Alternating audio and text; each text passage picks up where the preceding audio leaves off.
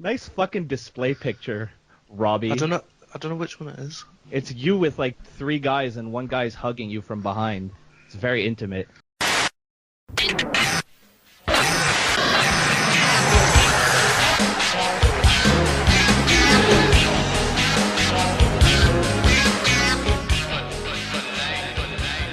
First thing in the morning, and Kayfabe Today proudly brings back the Kayfabe Today Podcast. I am your host, Erik. You can find me on Twitter at MTLBroski. I'm here, as usual, with the Mount Rushmore of Kayfabe Today. None other, ladies and gentlemen, than Drew Ortman. Drew, how you doing, buddy? I'm fantastic. It's good to hear your voice again, my friend. And it's good to hear your voice. And we have a very, very special guest, a man who I haven't always seen eye to eye with, a man who I used to block on Twitter, a man who I despised with every inch of my being and soul, but now I think it's pretty cool. Robbie, the notorious one, Radford. How you doing, Robbie? There's no way I can follow it up. I'm going to bed. Thanks for tuning in, guys. Go to kayfabetoday.com and, I don't know, click on stuff. And, well, thanks. Good podcast. Bye, Robbie. Bye, Drew. It's all about... Robbie, how you doing? I'm okay. Sprained my ankle in the gym this week. Thought I'd put that out there. Trying to get that. I'm getting that early baby face like push early on. I've hurt myself, but I'm okay to carry on. Good. I'm glad to hear it. Good thing you don't talk with your ankle. Completely irrelevant comment by Petty. And just don't make a return like Seth Rollins. Well, shit, I can't be like full baby face on you right away. People will be like, "What's going on? Is there some money that exchanged hands? What's going on here?" Absolutely. I see being so nice. All that stuff, all that trashy talk. What a hypocrite.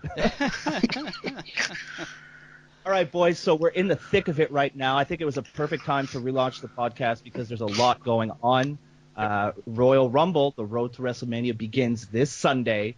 But before we get to Raw, SmackDown, and our Rumble predictions, today our good friend Dave Tuna Meltzer, he released Did you make that up yourself?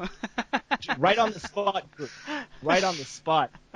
We haven't podcasted in a while, but I haven't lost my fine repartee that everybody loves so very much. Well done.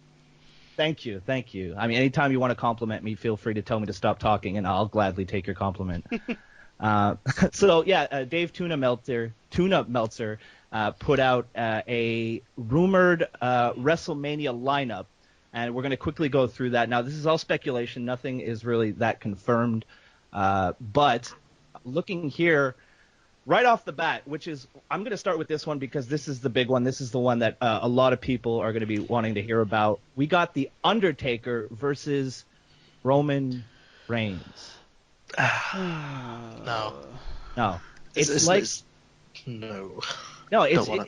don't understand it. First of all, I don't understand it because there's no way you're going to get Roman cheered against the fucking Undertaker at WrestleMania. And that's exactly what I was thinking. And the main key, what you said, is I don't get it. For years, The Undertaker, it was just match him up with somebody at WrestleMania so he's there. And then over the past, decade, it's been something that has some sort of meaning to it. Something where, it's the Shawn Michaels or the Triple H, or even last year with the whole Shane McMahon thing. But this one, it's just almost like, let's just do it because they're there and there's nothing good behind it. I've been saying this all day to different people, and I think I put it out on my timeline as well, that I don't understand the booking of it. It's like WWE purposely wants to make their lives the most difficult it can possibly be. Yep. Because they clearly have the biggest boner for Roman Reigns, right? So if you want this guy to get cheered, why would you put him against The Undertaker, a WrestleMania legend? Granted, I feel like the steam off his whole WrestleMania thing it was completely gone after the loss to Brock Lesnar. Sure. I don't feel like it has the same importance as it used to. But, I mean, it's still The Undertaker at WrestleMania, and you want to put him against the guy you desperately want to be the top babyface, and people are not having it. And I don't understand this. I don't know what the fuck Vince McMahon is thinking. It hurts my head, and I think I just got a nosebleed. I would agree. I don't unless, and it's very unlikely that, because there's been plenty of situations to pull the trigger, unless the intention is that Roman Reigns, because everybody said, "Oh, this is the perfect time to turn him heel." You know, every conversation every other week could have turned heel there. Mm-hmm. Unless they want him to turn heel and do something like be the final nail in the Undertaker's coffin. I think this could be, and this is no sort of disrespect to either of them, that this could probably be as bad as the Undertaker versus, like, I don't even know. He's had some real bad Mania matches over the years. This could be one of them. Was Giant King Gonzalez Kong at Bundy. WrestleMania? There you go, King Yeah. Kong. There you go. Yeah. I don't know if it'll be that bad. I mean, Roman can go, but Yeah. I think what that I the think point. the match has potential to be okay, Mhm. but it's crowd suicide. Yep. Yeah. And It's not going to happen. Yeah. And I can't see it. I mentioned before, this is all speculation. Yep. I don't see this actually going down. I really don't. I haven't. I briefly looked over what you had sent about the Tuna Meltzer's preview, but we're under the understanding too that this is no title involved, correct?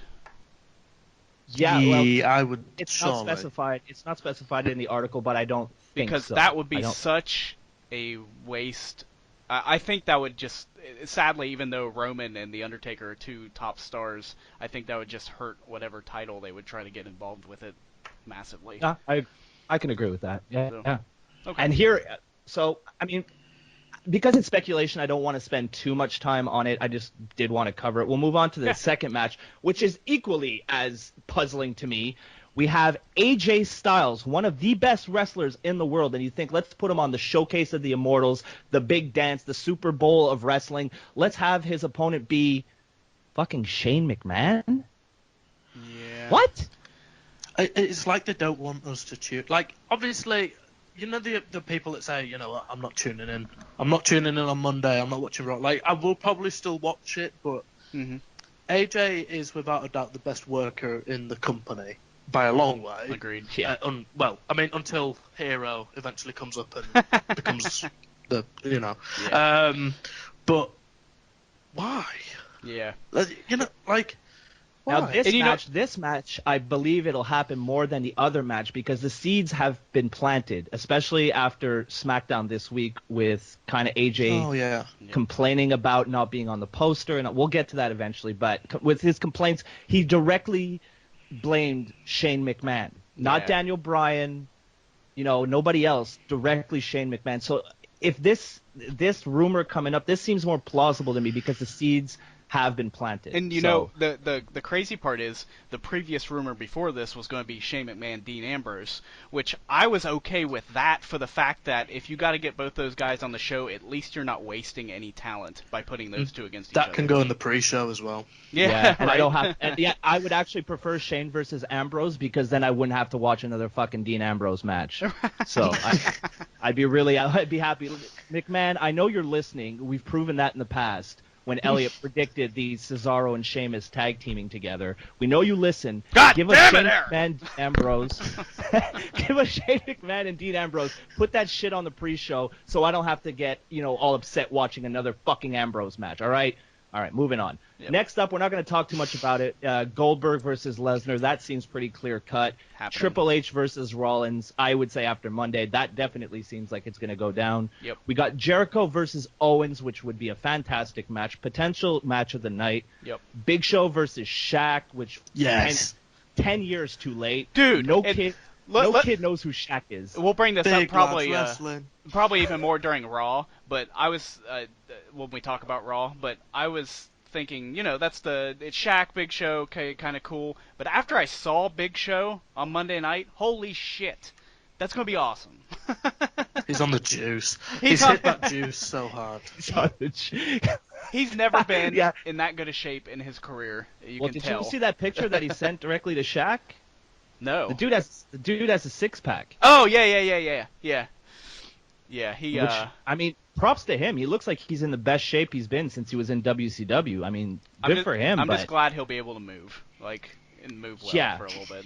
Yeah, I feel people are a little bit too critical of the Big Show. I'm not his biggest fan, but he doesn't bother me. He's there. He's a big guy. He's kind of an attraction. Yep. They always have to have some sort of celebrity involvement at WrestleMania. I mean, I feel like the match is about 10 years too late. Kids don't know who Shaq is. He hasn't been really relevant in many, many years.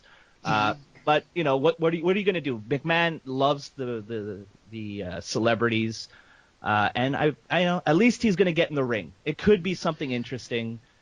It'll be a throwaway match. I don't want it to go more than like 8 to 10 minutes. That would be more than enough. It doesn't insult me as much as Undertaker Roman. Let me just put it that way. Then we got the women's match between Charlotte, Sasha Banks, Bayley, and Nia Jax. I'd be fine with that. And then finally we got, I think the main match for the SmackDown brand at WrestleMania would be Randy Orton versus Bray Wyatt, which doesn't bother me because at first when Orton joined the Wyatt family, I didn't really like it. I thought it was weird. But as the storyline has progressed, I actually feel like Orton joining the Wyatts gave the Wyatts a whole bunch of new momentum, and it just feels like a feud that actually makes sense. So we'll have to wait and see. Yeah, I think it's been the Orton joining the Wyatts has been probably one of the better angles of 2016. I mean, it's not like there's much competition for the best angle of 2016. Right. But I'll give you that one. Like, it's actually everybody involved has a new sense of relevance. Like when the Wyatts used to come out, I would instantly go, "Oh, I can't wait to see who's going to get jobbed out to this time and still pose a threat to the way that America runs things, down with the machine." But like now, I don't know. And under it, when they said, what was it about Wyatt winning the picking up the strap at the Elimination Chamber? If this was a main event match and it's Wyatt on, it's not necessarily the best representation of what SmackDown Live has to offer. However, I would not say, certainly not out of the bunch that we've just heard, but I would say that this could be a real good match if they said, do whatever you want. Yeah, if they gave him some time and kind of gave him a little bit of freedom to do what they want. Orton's clearly, a longtime veteran, and I feel like Bray Wyatt is underrated in the eyes of the company. I think he can do a lot more than he's been allowed to do. So out of all these matches, besides Jericho Owens, I mean, two good Canadian boys, so I'm going to want to watch that. Orton versus Wyatt is one of the more interesting matches on the card. I'm more interested in that than Big Show and Shaq, Goldberg and Lesnar, McMahon and Styles. It's more interesting to me. There's some substance there, and it's been a kind of a slow build, which we don't typically see anymore. So there's some interesting stuff there. So where does this put Cena? Well, he continues here, and he says Meltzer isn't sure on plans for Strowman, Cena, Ambrose, Miz, Balor, Ziggler, etc. But at one point, Cena versus Samoa Joe was pitched to Vince, but Vince isn't sure that he got it, which, a complete fucking shock there.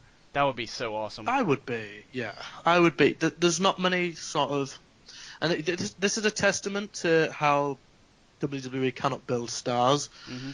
Out of the names mentioned, the way that they could have booked things in the last few years, it's like nearly every name mentioned that, aside from Strowman, who's looked like the real deal in the last few weeks, every name there should be a big thing. Whereas I've glossed over Balor, I've glossed over Joe, but I would pay very good money to see. I would rather see Styles Cena at WrestleMania, but I'm okay with Joe. Yeah. Oh, I'd be more than okay. I'd be more than okay. I think they'd have a really, really good match together. Kind of similar to Cena and AJ.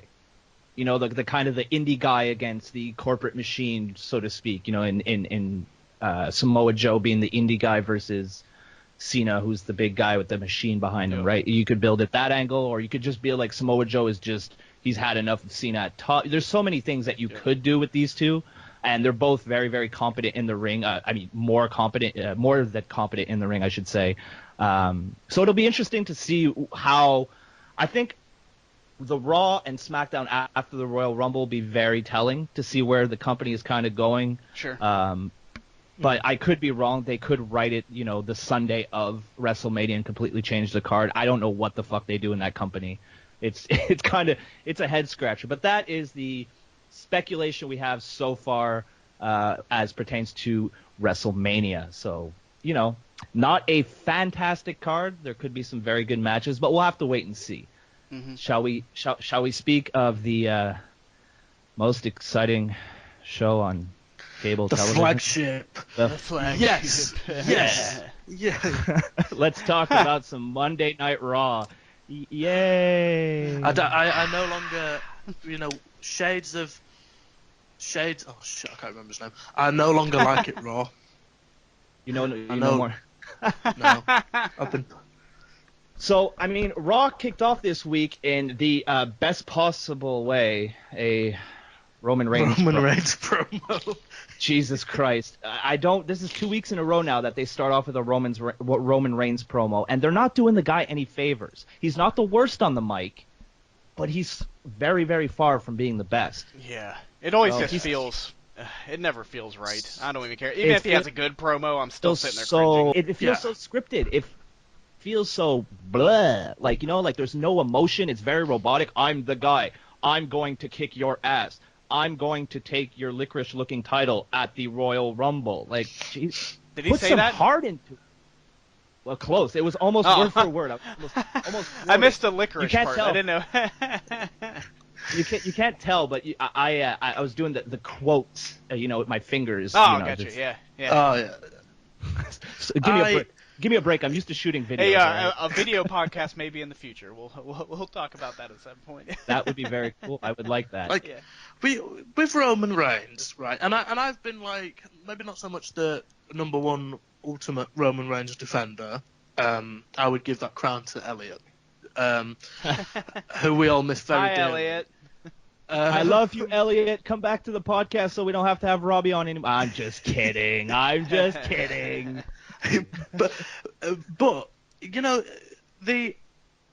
in recent weeks, and this is a testament to all four involved, that the Jericho, Rollins, Reigns, Owens quartet is probably, it's like creative on the Raw side of things. As fans, we've been given the Raw deal. If you pardon the pun. The Raw deal. I love that. I love that pun. Robbie the Raw deal. Sorry. Yeah, Raw this week was not bad, but to kick off, like I said, the show, a 3-hour show with a guy that his promos have got better, but that's only because creative have probably been like, yeah, we'll give him some better stuff to say. I don't want to rant already, so I'm going to pass it on, but it's not been very good. No, it hasn't. And the never-ending merry-go-round of Rollins, Reigns, Owens, and Jericho is so old, so stale. Mm-hmm. I know people who don't like me on Twitter are just dying for Kevin Owens to lose the title so that they can rub it in my face because I've been such a strong advocate of his. But to be perfectly honest with you guys, I can't wait for him to either beat Reigns on Sunday and just move on, or just drop the title, because I feel like him having the title has actually hurt him. Well, and yeah, it has. And more than any, I mean, even though you're a huge KO fan, just like any of us have our favorite wrestlers, you still have the number one goal of, I want entertaining TV. And that's the end of the story. Oh, definitely. I love Kevin Owens. I think everybody knows that I'm probably one of his biggest fans. Mm-hmm. Been following him since pretty much the beginning of his career. And even I want him to drop the title. Not because I don't like him, because I want him to get out of that goddamn merry-go-round and go do something else. Go in a program with Jericho. Go be entertaining some other way when you don't have a charisma vacuum like Roman Reigns across the ring from you. It's the booking has been incredibly weak in the past. So every Raw has ended. Well, not maybe not every Raw, but Raw has ended with someone being put through the announcer's table, or the other guy being put through the announcer's table, or a Superman punch, or a spear. That's literally been the start of it. You know, the start and end of the show have been, okay, you do that next week, and then let him do it the week after. I mean, I've said to people who are like, I haven't watched Raw in a while. How is it? I was like, well, how long ago did you watch? It's like, oh, it's been 3-4 weeks since I watched. I'm like, you haven't missed anything. It's been the same fucking thing the entire time. Yeah. Like, you could leave. Yeah. You could have watched Raw a month ago and come back this week, and you've missed absolutely nothing. Absolutely nothing. It's almost like they're aside just from the production's just lazy. Like, it's almost like they just want to get by with what they can. Like, we can just do this again. It'll be all right. Go for it. Like, it just feels like they've been killing time till WrestleMania, and it's like, do something with these guys. Mm-hmm. Do something with them. You got a guy like, I mean, Jericho and Owens have been amazing. Like, they've been the bright spot on Raw when they're interacting together, when they're doing their promo together. As soon as somebody else comes in, it's like, just let them do their thing. They're funny, but you can also take them seriously once they're in the ring, right? And then you got Seth Rollins. I don't mind as much. Seth Rollins, I get it. It's fine. He's a good talker. He's a good worker. He's got charisma. He can be the top guy. Mm-hmm. I don't feel that way about Roman Reigns. He's a decent enough worker in the ring. His promos, though, and his lack of charisma, I'm sure if they let him be him, he'd be – because if you watch – one thing I've noticed, I watch a lot of Up, Up, Down, Down. Yeah. And when you have guys like Heath Slater, guys like Jack Swagger, the Usos, although I like the new Usos with their heel turn and stuff, even though we haven't seen them in a while. But these guys you don't normally – like Curtis Axel – you don't see these guys on TV, but you go over to the YouTube channel, and they're amazing. Like, they're amazing. Yeah. They're so entertaining. They're just sitting there playing Madden, and I hate football, and I've watched the entire Madden tournament because I love the shit talk. They're so good. They're so entertaining. But at the same time, it's really frustrating because you go and you see them on that YouTube channel. They're great. They're funny. They're interesting to listen to. And then you turn on Monday Night Raw, and it's like, who is this guy? This isn't the guy I just saw in Up, Up, Down, Down. You know what I mean? So it's so frustrating. I feel like peeling back the curtain has really hurt them in that way because they're not letting the guys be themselves, which is what Stone Cold did, The Rock did, to a certain extent The Undertaker did, Triple H, Shawn Michaels. All these big legends were extensions of themselves. And it's like they completely forgot that. And yes, public traded company this, investors that, I get it. It's a bigger business than it was in the Attitude Era. It doesn't mean that you have to have all the over-the-top sexual stuff, the super violent stuff, all that. You don't need that, but you can let your guys be themselves. You know? Yeah. Bullet points. That's my rant. I kind of went off there for a second. I got sweaty talking about that. I'm so worried. It's been a bad. That promo that you cut, it's pretty much summed up everything in the last 2-3 months. I mean, look at Emelina, for God's sake. Oh, God. That's become. I read somewhere online that's been kind of like a running gag now. Yeah, like she's the Brodus Clay of 2017. I read that the vignettes for Emelina have begun since October, like the start of October.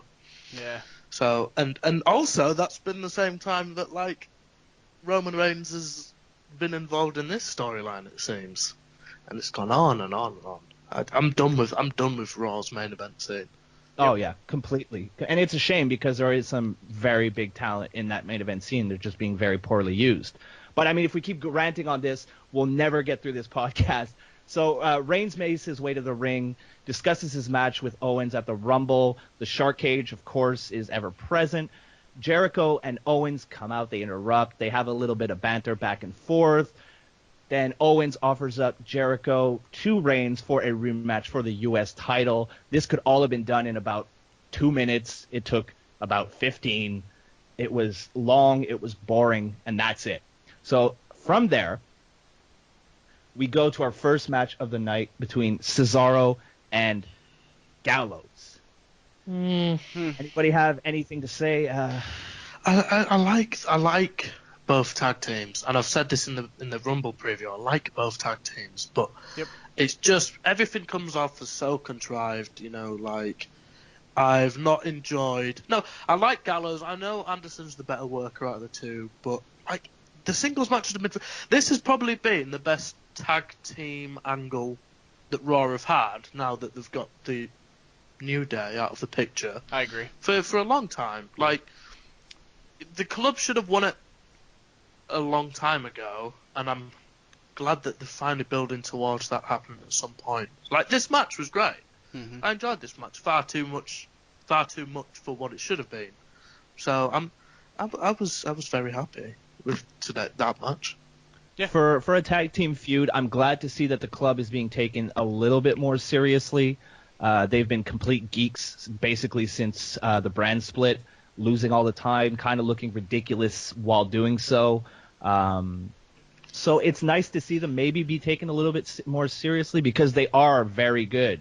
Carl Anderson is incredible, in my opinion. I like the guy. I like his look. I like the way he works in the ring. And Gallows is the perfect kind of, big, mean-looking kind of dude. Yeah. They're a very good combination. They just haven't been used at all in a beneficial way, and it's a shame. It just needs something different. What was it last week where it was the false the club win the title finish? Oh god, that weird kind of dusty finish. And the weird thing is, okay, the title didn't change hands, or it was going to be a title change or whatever. I was just thrilled for a split second that I thought they were doing something different instead of, okay, we're going to have this singles match, and then we're going to have this singles match, and then they're going to fight, and then we're going to have 15 of the same tag team title matches for the next 15 pay-per-views.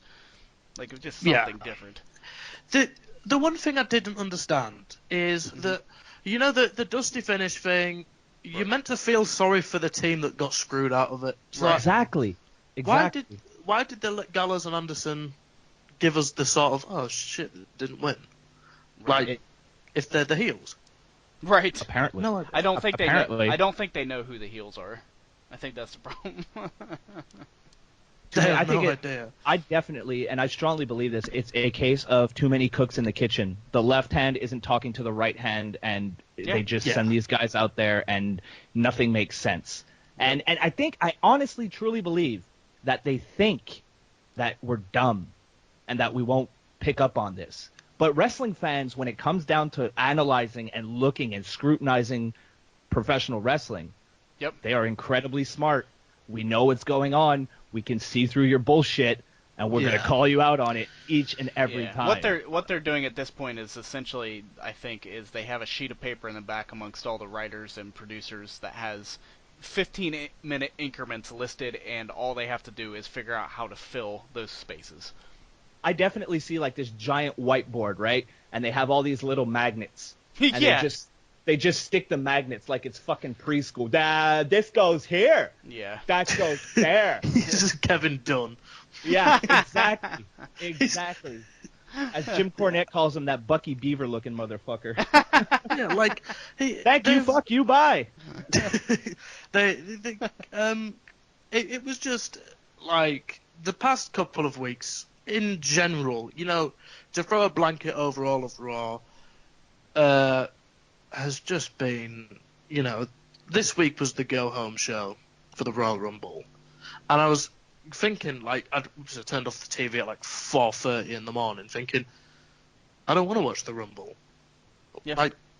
And this tag match, it's on the pre-show, but, there's no, as you said, the booking of everything. Whilst this has been the best angle in a long time, doesn't necessarily mean it's a great angle because they've got nothing to run it against on Raw. Exactly. So we move on. Drew, do you got anything else to add? Robbie, Drew, you guys, we're done with this. Perfect. Yeah, I'm done with the tag division. There's so much animosity in your voice. I'm not only not talking about it, I am done. Done. Yep. Move on, host boy. All right, so next we got next we got the best general manager in the entire world, Mick Foley, talking to Stephanie on the phone because Stephanie doesn't want to show up at Raw anymore. Now, Sami Zayn walks in and wants to announce his entry into the Rumble, and then Steph has to meet her quota of emasculating her talent, so she kind of dismissively puts him in a match with Seth Rollins to enter the Royal Rumble. So if Sami Zayn wins, not only is he in the Rumble, but he takes Seth Rollins' spot. I like it. Yeah. I liked that. All right, next we go into the sit-down interview between Corey Graves and Bayley. I don't really have too much to say about this. It's nothing too... The most exciting thing I drew from that was that Bayley has a tattoo on the back of her neck. Yeah, I thought the same thing. Yes, Robbie, I was like, hey, I didn't know she had a tattoo. That's exactly what I noticed. And then you got Corey Graves, who barely has any visible skin, you know? It's like, oh, okay, all right, Bayley. All right, you're a little bit hotter now. You got a little bit of edge to you. You got a little fluffy tattoo on the back of your neck. All right. And that's easily the highlight of Raw, if you ask me, the highlight of the week. Sami Zayn versus Seth Rollins. What a match, And you know guys. What a match. Here's what made me incredibly happy about this, is because for so long I was such a huge Seth Rollins fan until it's just become awful over the past few months, and this made me feel slightly good about it once again. This was a real good This was really, really good. And why can't they just go with this? Yeah, Matches like this.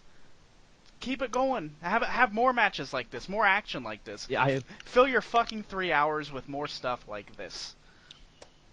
I gotta get this out right now. That pedigree on the apron. Nice. Vicious. That was fucking awesome. Yeah. It looked really brutal. And Sammy is so good at selling, and He so really good is. at looking like he's He's gotten his not ass a kicked. Dolph Ziggler who, you flick him with your Oversells. Yeah. you flick him with your middle finger and it looks like he got shot with a shotgun at point blank range. You know what I mean? He's so good. Yeah. And Sami Zayn, I'm gonna go out. Here's your first hot take since we've been back. Sami Zayn is the most underrated wrestler in WWE right now. I believe that. I could subscribe to that. I would say that's a very fair take. Did somebody say subscribe? First thing in the morning. There you go. See, ladies and gentlemen, that's how you get other people to promote your shit for you. But yeah, this was a fantastic match. I was really I wasn't even really expecting much, to be honest with you guys. I was just like, it's a Monday Night Raw match, whatever. And then, 10 minutes later, I'm on the edge of my seat. I was like, holy Christ, this is really good. And then Sami Zayn picked up the win when Triple H's music hit, completely took Rollins out of the match, and that's it, guys. Sami Zayn is in the Royal Rumble. Seth Rollins is out. Yep. And I don't know about you guys, but I was not expecting that at all. And the sad part is, I thought it went well. I thought the fact that they're building Triple H to Seth Rollins, that was perfect. Get Sami in the Rumble, get Seth Rollins out of the Rumble, that was perfect. But it's still slightly, in the back of my head, still kind of kills it for me that Triple H has to be involved in this shit. Yeah. I can see where you're coming from, but at the same time, it's about time that they address it. Yeah. Oh, I totally agree. You know what I mean? They can't, because there was I read some rumors online a couple weeks ago where they were thinking of just getting rid of Triple H and Rollins, and that would have pissed me off way more than having Rollins and Triple H at WrestleMania. I got to be honest with you guys. And because go ahead, Rob. The benefit of Triple H, well, the sort of finish to this is that it doesn't make anybody look weak, because we've known for however long that Rollins' priority right now, for some reason still, is to go after, bordering stalkerish levels, is to go after Triple H. So I'm okay with, Did this turn into Rollins has got a gun? Is that what we're going to get here? Yeah, I can see... Oh, shit. It's I can see sort of the Stone Cold Pillman, Rollins gets through the door and Pillman's like, leave me the fuck alone. It's just Triple H, Or if do you guys see that clip of Triple H and Stephanie in some sort of political when Linda McMahon was being questioned or something. I don't really know the context to it. Yeah. How great would it have been if Rollins just kicks open the door and he's like, I got you, H, I got you at WrestleMania. Yeah. That's what it was. It's like even the president of the United States is in on the angle of Rollins. That's why Triple H was there. It wasn't to support Linda McMahon. It was for the pure angle that he was going for. He's just getting himself seen in public, so he's like, you know what, Rollins, I'm not afraid of you. I'm not hiding. Look at me. I'm wide out. I'm right here, wide out, right in the open. Come get me. Rollins is going to be the sort of JFK grassy knoll. Oh, this is where this is going. Oh, shit. Oh, my God. Oh, my God. None of the condiments in this podcast are sponsored by Kayfabe Today. They're expressively of Robbie Radford and nobody else. I have to have one awful comment in every. That was amazing. But Seth Rollins kicking open the door like his hair's soaking wet, no shirt on, wearing his ring attire, just kicking open the door. All these like white old guys in suits, just like, what the fuck is going on? Yeah. And Triple H gets up, rips off his shirt, takes out the sledgehammer from under his desk. He's like, it's time to play the game. But does then Seth Rollins have to like yell at him like, there you are, there's that guy that runs NXT and everybody loves you, I'm gonna kick your ass. There you are, Triple H, WWE superstar and 12-time world champion. Just completely announce everything so everybody in the hall knows who he is. Yeah. Holy shit. I'm all in it. Why aren't we booking this? I was just about to say, WWE, it's not too late to hire us. You want to talk about like the reality era? There's some reality for you. Yeah. So, blurring the lines. This leads to exactly. So this leads to a very upset Seth Rollins going backstage searching for Triple H. He meets up with Mick Foley, who says Rollins obviously blames Stephanie. Foley then promises that he will get Seth Rollins some answers, which, by the way, guys, he's been doing since like the late summer. He's still on that case. He's still working that case every day, every night, trying to figure out what is going on. But Foley's been like looking for answers to everything since like Bad Blood of like 1990. And let's remember too, when it comes to Foley, this is the guy that before he like quote unquote came back to the company, the one that was bitching about how the show was every week on his Twitter, and then all of a sudden he is the part of the show that's. He's literally one of the worst parts of the show. Yeah. Every time he's on screen, I'm just like, ugh. And if he's in the ring with a live mic, forget about it. And there's nothing better than the beginning of his music is a car crash, and you're like, oh yeah, here comes this. How incredibly appropriate. All right, so next we go up to some cruiserweight action with Drew Gulak, Tony Nese, and Daivari versus T.J. Perkins, Mustafa Ali, which, by the way, I love this guy, and Jack Gallagher. Yep. Yeah. I didn't pay attention to this at all. I was talking shit on Twitter at this point. The one thing I drew away, and I like how they've tried to do this, like instead of a one-on-one where it gives you the impression that there's one angle going on CWC, which for the most part there is. Right. You know, 6 guys. Tony Nese, like, I love Tony.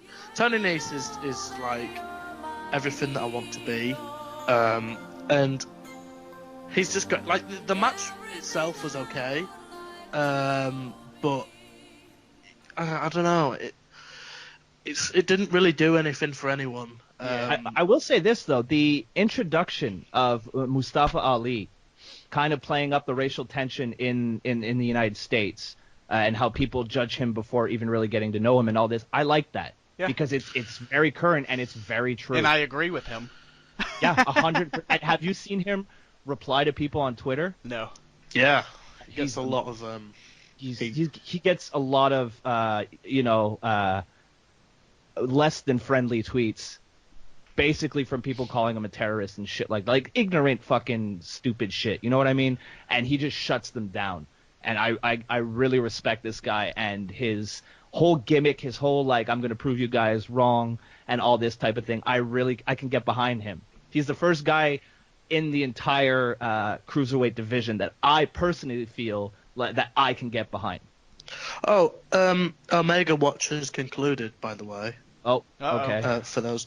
So unless you want to hear, we should do by now because this isn't gonna. Is this gonna come out straight away or? Yeah, I'm gonna edit it today.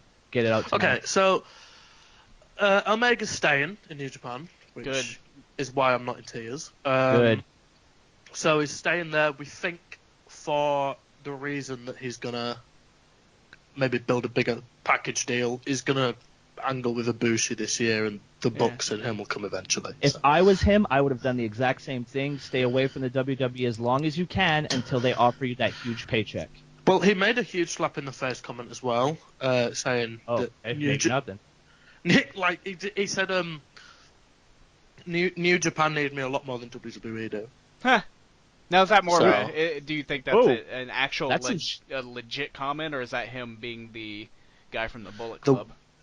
I think, judging by how he's been in the last few interviews, I would say that's him literally being like, you know what, I hate Connecticut. Now, one more question on the Omega Watch before we get back to this. Do you think he picks up the strap before the G1? I think he picks it up at the New Japan Cup. I think Suzuki and Okada they go at it in February at New Beginning. Yeah, New Beginning in Sapporo. I think that he's going to make a heroic return and slap the shit out of everyone, win the gold, and leave with it. And then do a Medusa and go onto the WWE and drop it in the trash can. Yeah.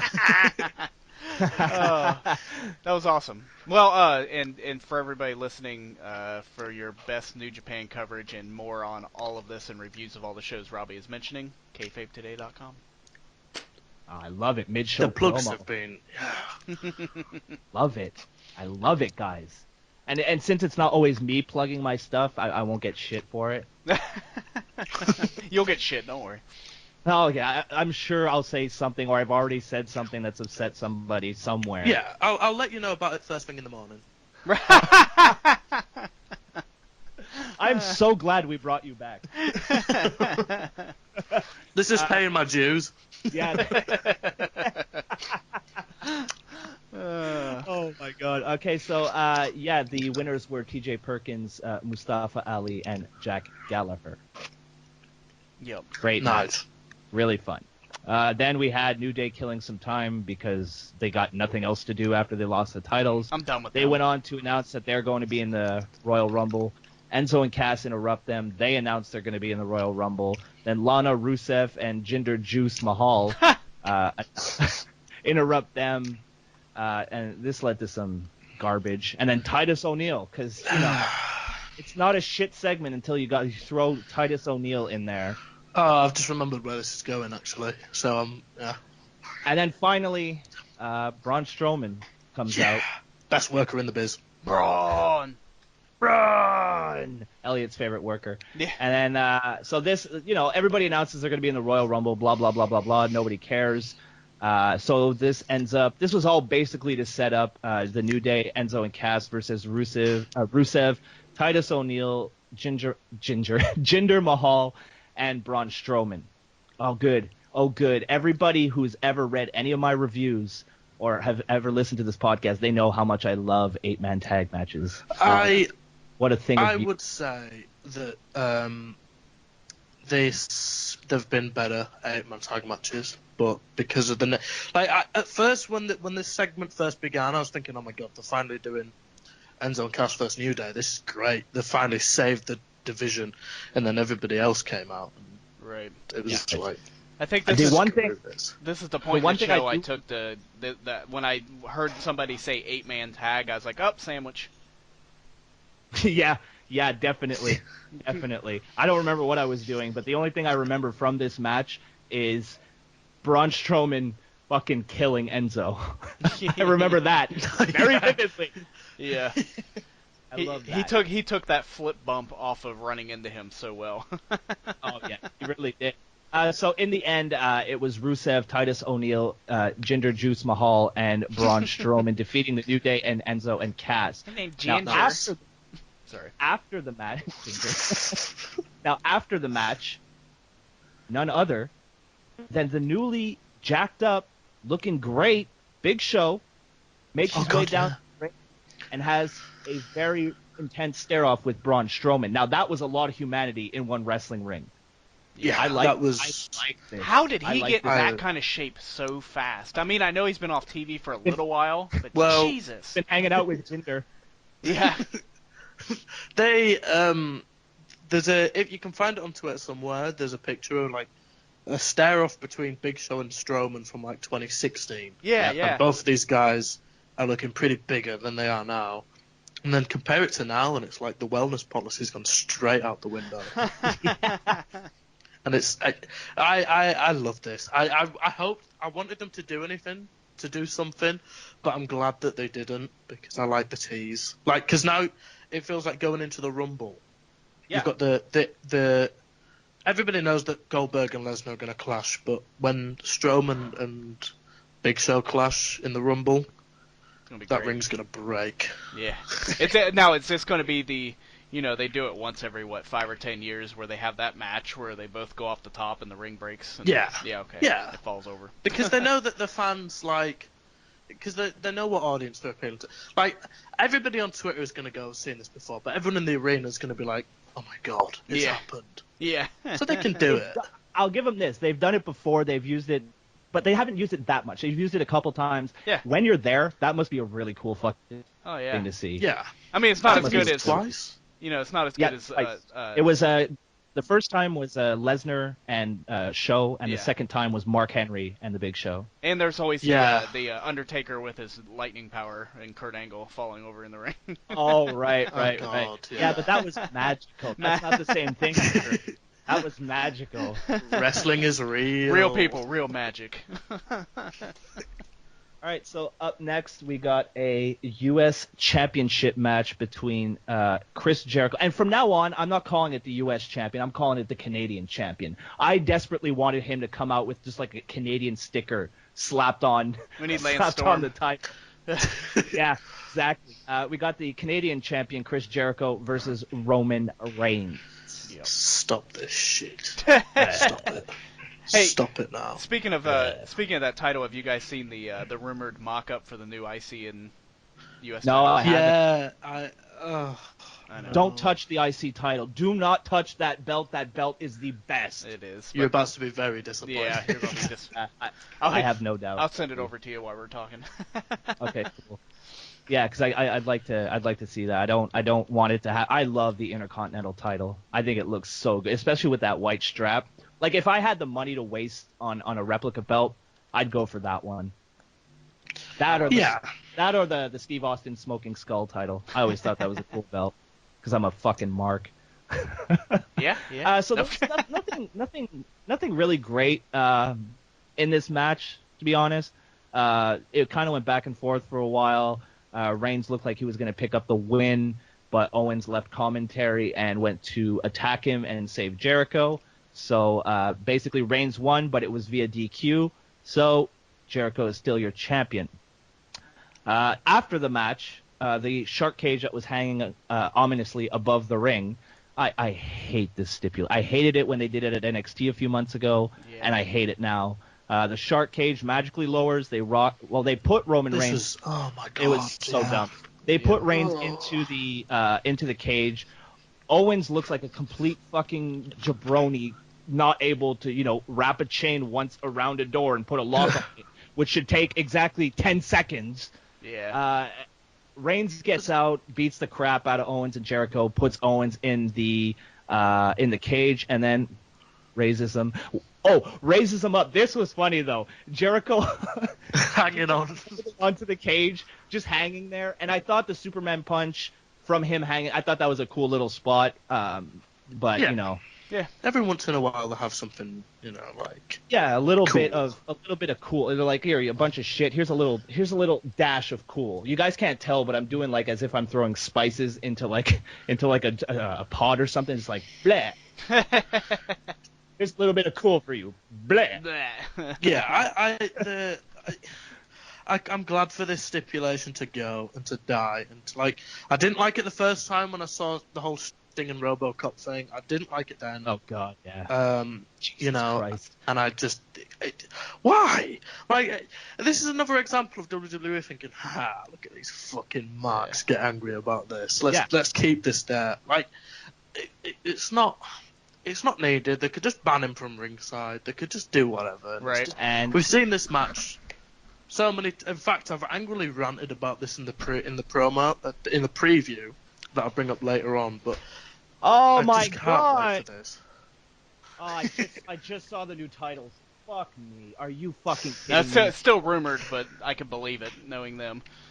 So. The U.S. title looks fine. I don't mind the U.S. title because I hate the way the U.S. title looks now. Mm-hmm. But why would you mess? Oh, fuck me. All right. Well, our viewers can't see. Oh, maybe if you guys are watching it on YouTube, I'll put it up on the screen now so that you guys can check it out as well. Yeah. Nice. And I'd love to know what you guys think. So leave a comment down in that video description. Leave a comment down below, not in the description. Fuck, I suck. Type words on this. Press buttons.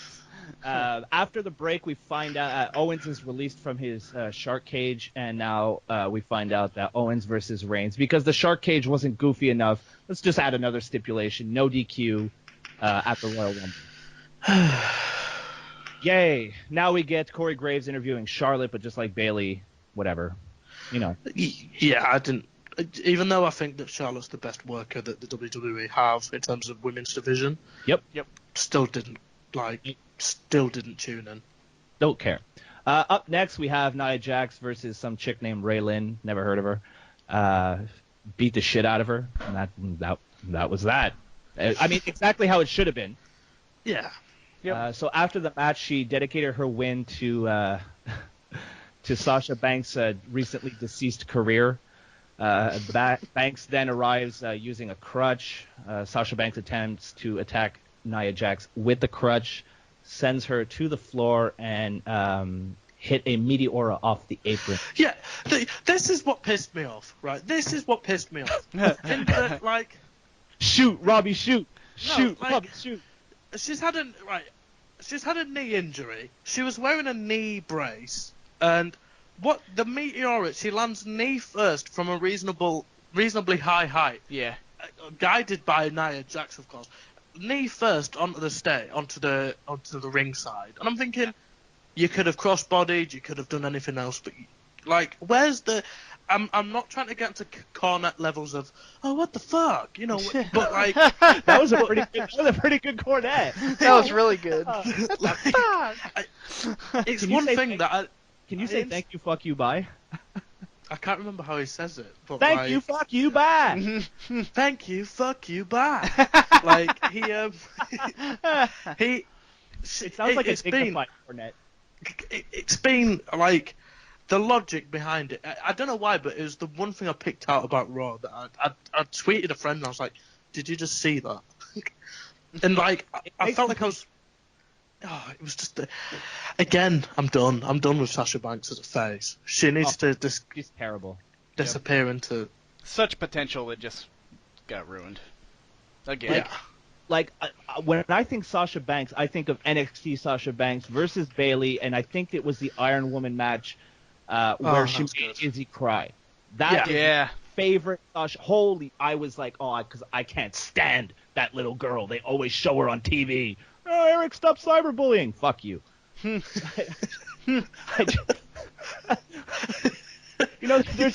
There's other kids, okay? She's not the only one. She's been in the ring with Bayley on TV. Fuck off. Fuck off, you little kid. Fuck off. That's all I'm saying. Little kid. I think I'm gonna call this episode "Fuck You, Izzy." Let those dislikes rain. I remember there's a guy that writes. I'm not gonna say his Twitter name, but he keeps getting pictures with her, and I was like, and I got loads of heat because you know how she is the focal. You do not say anything about Izzy on Twitter. I've felt the wrath of these SJWs too. Oh, how can you pick on a girl? How can you pick on a kid? Because the stupid little fucking kid is never going to read my tweets and I'm insignificant. Fuck off. Something. I mean, I was like. I get worked up easily, Robbie.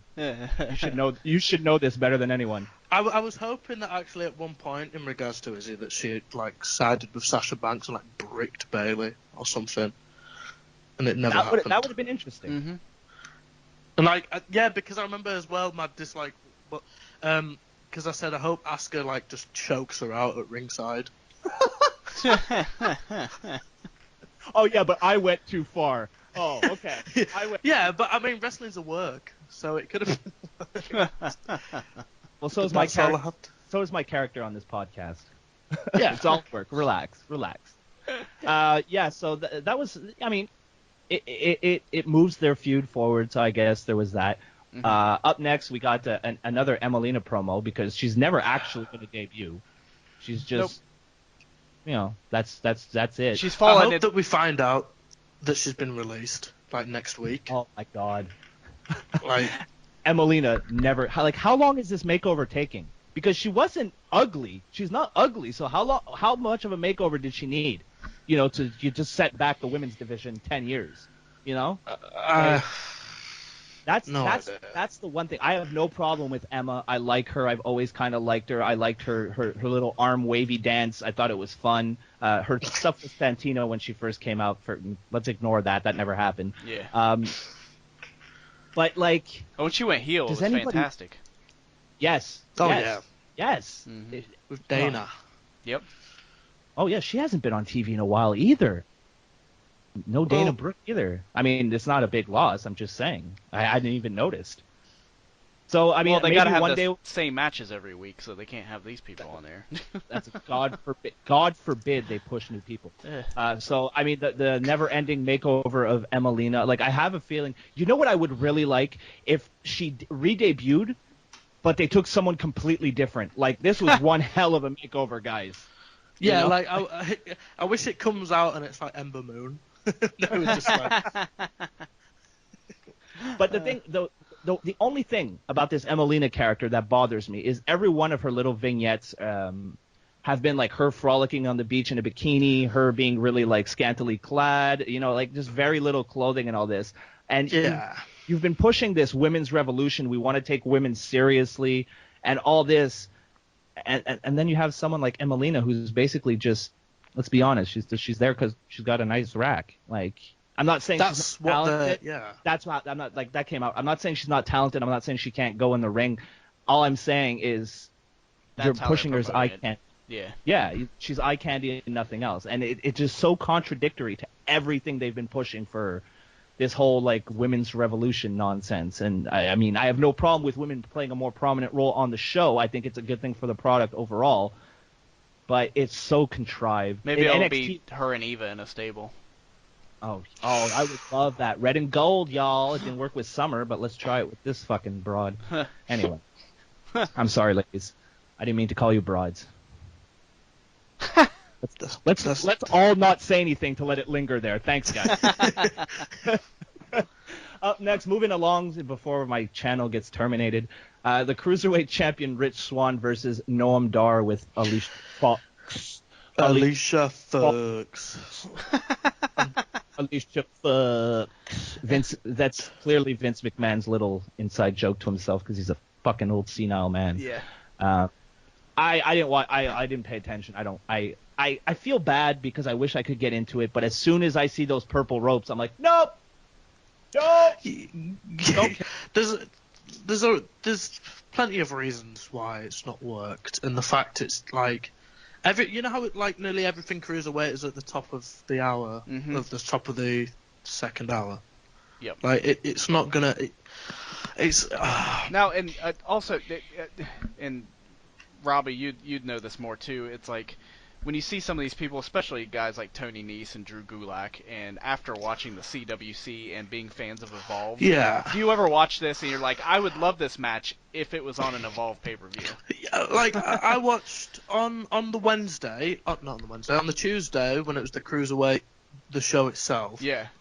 Cedric Alexander and Neville had an unreal match. Yeah. I mean, it was a television match, but it was incredible, and I was thinking, if this was evolve. Mm-hmm. Like, and this was done in front of a crowd at Full Sail, like a crowd like Full Sail, not too big like this, because it doesn't, this kind of stuff doesn't get over well anyway with audiences that don't know who they are. Half-empty arena. Well, everyone knows Neville, but like, I was watching this thinking there's so much potential and there's not, like, Rich Swann is not, he has to drop this to Neville as soon as possible. Neville has been incredible. Neville's the only thing on the cruiserweight stuff on Raw that I actually care about. He makes a great heel. I didn't think he would, but he does. He makes an amazing heel. His pissed off face is just like how he beats everybody up. I love it. It's so good. That's just how it. He's got a mean beard. Yeah, he does. Heel, grow a beard.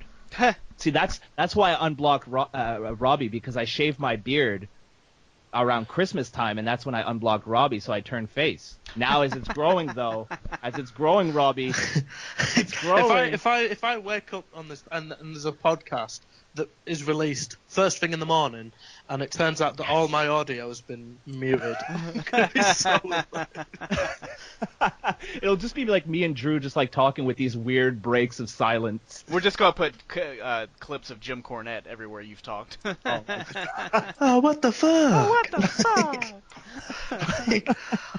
That's you know what? If there is like an alternate unreleased like DLC version where it's that, I will happily take my money. I agree. So in the end, Rich Swann defeated Noam Dar. Nobody cared. After the match, Swann was all fired up and he called out Neville. Neville came out. He tried to leave, but Swann hit a dive. Neville said, "Fuck it," and then left. Yep. Nice. That's pretty much what happened. Yeah. That's about it. Okay, and oh boy, here we go. Bill Goldberg. Oh, finally. Oh, God. The end. I forgot about this. Bill Goldberg makes his way to the ring, slightly concussed and bleeding from his head.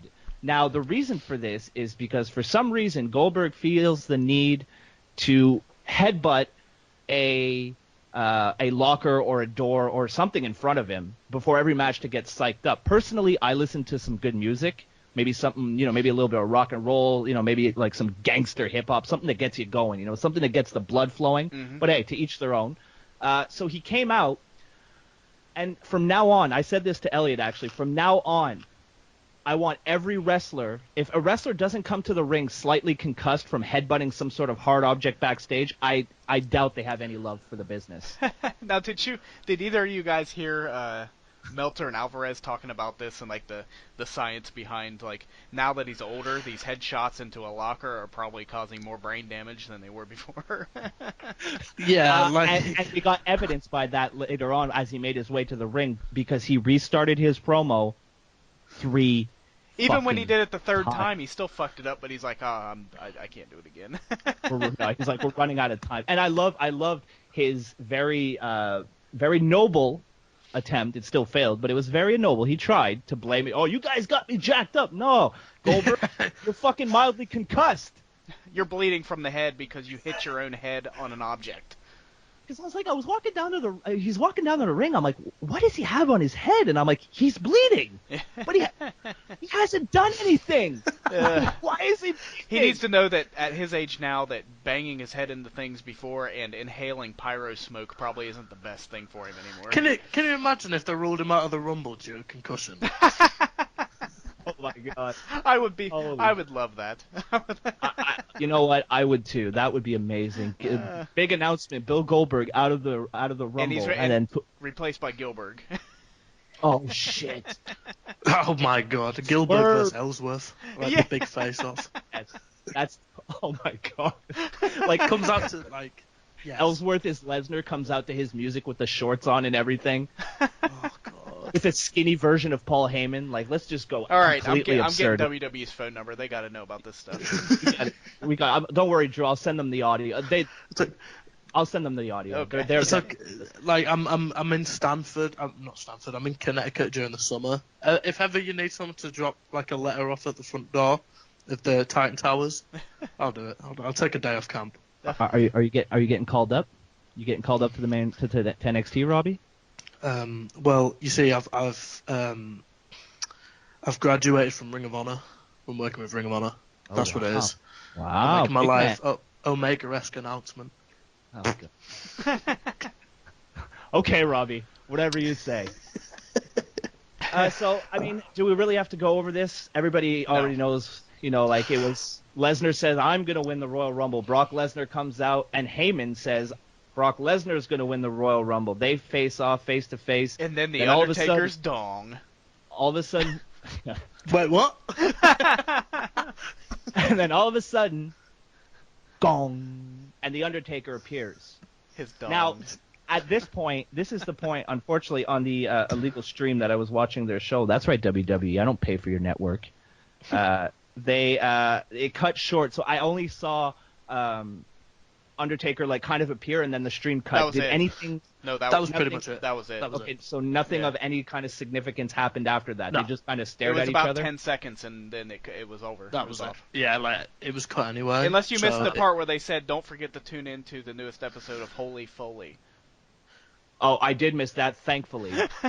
Yeah, But that's another thing I've got to rant about as well at some point, Holy Foley. It's an point, but I liked this segment, first of all, because obviously, Heyman's been working the crowd in recent weeks because he's a heel now, going Brock Lesnar is not here, and everybody's oh, okay. Yeah. And then, so him coming down to the ring, I was like, oh, okay, they're not going to do anything, but okay. Then the Undertaker came out, and I was like, oh, okay. And then it hit me that I thought, this is why they cannot build stars, because, and this isn't me, this isn't my take. Somebody said it was I think I'm probably going to get the names wrong because I'm mildly concussed. Robbie's been headbutting for 20 minutes before the podcast. But it was like Hogan, Flair, and Piper closing the show in 2001. Closing a go-home show in 2001. Right. Yeah. And everyone being like, holy shit. I mean, look at the Royal Rumble poster. I mean, that says look it all at right the there. I mean, obviously it might be a work because obviously somebody Styles complained about it, even though everybody did. Yeah. But I remember when it was first released, everybody was like, why are these 3 or 4 at the front of this? And obviously 3 of them had to be in that segment. Right. So it was just, unless they were going to bring in somebody like Kobashi, I hated that segment because I was like, alright, it's cool. But it also, if they had this, if Raw ended with, I don't know. See, this is the problem. I don't know any stars they've got. Fucking, I don't know. Rollins. Or how about this? How about a returning Finn Balor? Yeah. Rollins, Balor. I mean, maybe a Balor return might take the heat off. Well, it would have done taken the heat off if it happened at the Aerodrome. Mm-hmm. But we'll leave that for my hot takes at the Rumble preview. Oh, there we go. There we That's go. true. Oh, a little preview. Now you definitely have to listen all the way to the end. Mm-hmm. Yeah. So it was a clear indication that WWE were like, this is the best we've got to close the show. I mean, they are draws. Lesnar is really the only one that Lesnar and Cena are the only ones that are proven draws. Mm-hmm. Maybe Goldberg as well, but I was thinking this is the problem. The segment, didn't like the long-term look of it. Yep. Yeah, I agree. I can definitely agree with that. So everybody, that was Monday Night Raw. Uh-huh. That was the Raw deal. That was the Raw deal with Robbie Radford. We had to take it raw from WWE this week. That's Oh, I like it. Everybody knows that. Uncensored. Okay. All right, so let's move on to SmackDown. Nice. All right, so SmackDown kicked off with a backstage segment where Daniel Bryan was trying to eat an apple. And The Miz interrupted, went on. Thanks for coming, guys. And then The Miz comes in, interrupts him, starts ranting about now having his own private dressing room, which I thought was great. He wants Bryan to make it right, but Bryan then jokes and offers The Miz Bryan has some jokes, and then he offers The Miz a rematch against Ambrose for the IC title. Hey, now The Miz. Sorry, let me throw something out here about this real quick while I'm still thinking about it. there's been so many people complaining about knowing they keep going on with this Daniel Bryan Miz thing with no payoff. But not only has the Miz been on his A game for a while now, but the fact is there is a payoff, and it's the Miz is getting more screen time and more push from all this, regardless if those guys have a match or not. Yeah, I didn't even think of that, but yeah, that's definitely been the case. Yep. And I think, and I'm gonna out myself as a total mark, like a really, really. That ship sailed a long time ago. Okay, I'm gonna out myself as a big mark, like a really. We're on a podcast on the internet talking about wrestling. I think it's safe to assume we're all fucking marks. Okay, so I'm gonna, but I assume and I think, that Daniel Bryan does something, whether it's in ring or not. If you want to take a look at his Twitter bio, as I'm saying this, look at his bio. Look at the situation that's going on here, and I think something, whether or not it's like a year away, or whether it's at the Rumble and he eliminates him, because why not? I think something happens here eventually. There's a point to this. Yeah. Whether it's just one running knee, there's a point to it, and I'm very excited for when that comes. Professional wrestler. Number one. Yeah. Yep. Not and no mention of SmackDown GM. Yeah, because it used to be SmackDown, unless we're all being worked, which is WWE, and they're not really smart enough to work people anymore. I don't know. It's. Yeah, I can agree with your point there for sure. I would love that. I would love that because, but I also agree with you, Drew, where there is a payoff, and the payoff is every single week, where we're getting more of the Miz. It's not in the prime of his career. It's not a single. This is happening at this event payoff. It's this whole time these two have been fighting and how enjoyable it's been is the payoff.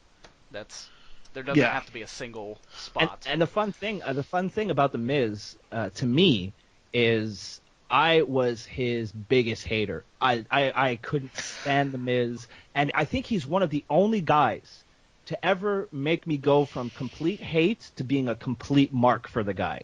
Mm-hmm. Like his work the past year. Since the draft, really. Yeah, exactly. Well, a little bit before the draft, but really since the draft has took place, and it was, more guys got a little bit more time on TV. I feel like overall, the entire roster, he's one of the guys that used his time the best. And that promo on Talking Smack, that was like the launch pad. He was doing some great work. I think Maurice coming back was one thing, and then that promo on Talking Smack was really what just kind of launched him into like a whole nother level. Yep. I think that promo was his. Everybody, sit up and listen. Yeah. Like that. Like I'm the real deal. Like I'm not some reality star turned wrestler. I've been a wrestling fan. I am a wrestling fan, and I'm to be taken seriously. And I loved it every single moment. Exciting. It was because it felt real. Yep. Everything felt so real from the way Renee Young reacted to Daniel Bryan's response. Like Daniel Bryan sounded genuinely a little bit shaken up. And that was the first time I can remember in a while with a WWE program hopping on the internet and clicking on every DM I possibly can, going, "Hey, I know you're not watching Talking Smack. Go find this. Go find." I was one of those people. Yes. And I was so glad that you did. It was incredible. So to finish up this segment, Miz asks for a no DQ match, but Bryan refuses, and he makes it a lumberjack match instead. From there, we head right into Luke Harper versus Randy Orton. This was everything. Once you consider everything, this was unbelievably well booked. Yeah. Yep. This was just my God. Harper took that RKO with absolute beauty. Yeah, he really did. Really did. I've been a Luke Harper fan for a long time, and it's good to see him kind of get up there with the main event guys in Randy Orton. Yeah. He might not be in the main event picture right now. Speaking of Randy Orton, but Orton has been there forever, and to see him not only get into a match with him, but hang with him and be sell properly, have that good offense when he needs to have that burst of offense. It was just a thing of beauty. Another good. If it wasn't for Sami Zayn and Seth Rollins on Raw, this would have been the match of the week for me. Everything about it, like, this was the prime example of SmackDown's booking being on a different level. Like, the little things, like they both entered at the same time, kind of like behind Bray, with both the heads down as if, been sent to the head teacher's office kind of thing. Yeah. And another thing that I noticed, and I'll put this in the review at kayfabetoday.com, is that normally when Bray's watching a match, he's sat rocking in his chair, a little bit of a grin on his face. This match, he spent the whole match on the edge of his seat, like not moving, aside from throwing them both back in the ring. The booking of this was just like, I can't even begin to like comprehend how good this was as an angle. Such a great wrestling mind there that thinks of those little things that really matter. Yeah, because those little things add up. Yep. And like where he probably he probably knew, yeah, go ahead. like, I gotta be sitting on the edge of my seat for this. It's gonna make a difference, like it's those little things that Vince and the guys in WWE think that nobody gives a shit about, but that's what we really do care about. And it's so important. The subtleties in wrestling are what makes the matches go from good to great. Subtleties, very well put. Pretty good example of it with this match. And there's just something about seeing Luke Harper hit a Michinoku driver on Randy Orton that's really appealing to me, because the Michinoku driver, I usually associate that with like a cruiserweight. Yeah. But when you have this big motherfucking dude who looks like he just came out of a swamp hit it on another big dude in Randy Orton, holy shit, it takes that move to a whole nother level. You know what I mean? So after the match, this was pretty interesting. After the match, Harper was hit with Sister Abigail, who I think I see this as a punishment to the loser. Like, if Orton would have lost, he would have eaten Sister Abigail. But since Harper lost, he's the one who got it. Where they go from here, interesting to see. I think they're angling for Harper and Rowan versus Orton and Bray. Really? I said this when Orton and Harper started showing like signs of they weren't going to get on, because Rowan will be on SmackDown. I completely forgot about him, to be honest with you. Because they've already started doing vignettes for him, coming back as a complete psychopath, and I think that's what Harper needs, because Harper's quite well collected. So I think eventually they angle towards this. I'd be okay with that. Honestly. I think it would be pretty good. We then get a highlight from last week's cage match and Mickie James' return.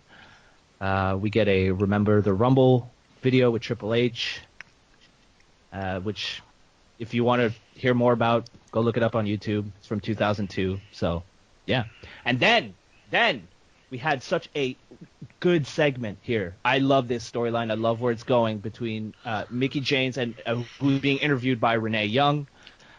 She asks James about her return as La Luchadora. James says that she beat Trish Stratus for her first title at Mania, and kind of goes on down her resume of accomplishments. And then Mickie James was being a condescending bitch here. And it was amazing. And she said that Lynch and the Women of the Revolution think they are the end-all, be-all of the division, which I absolutely loved.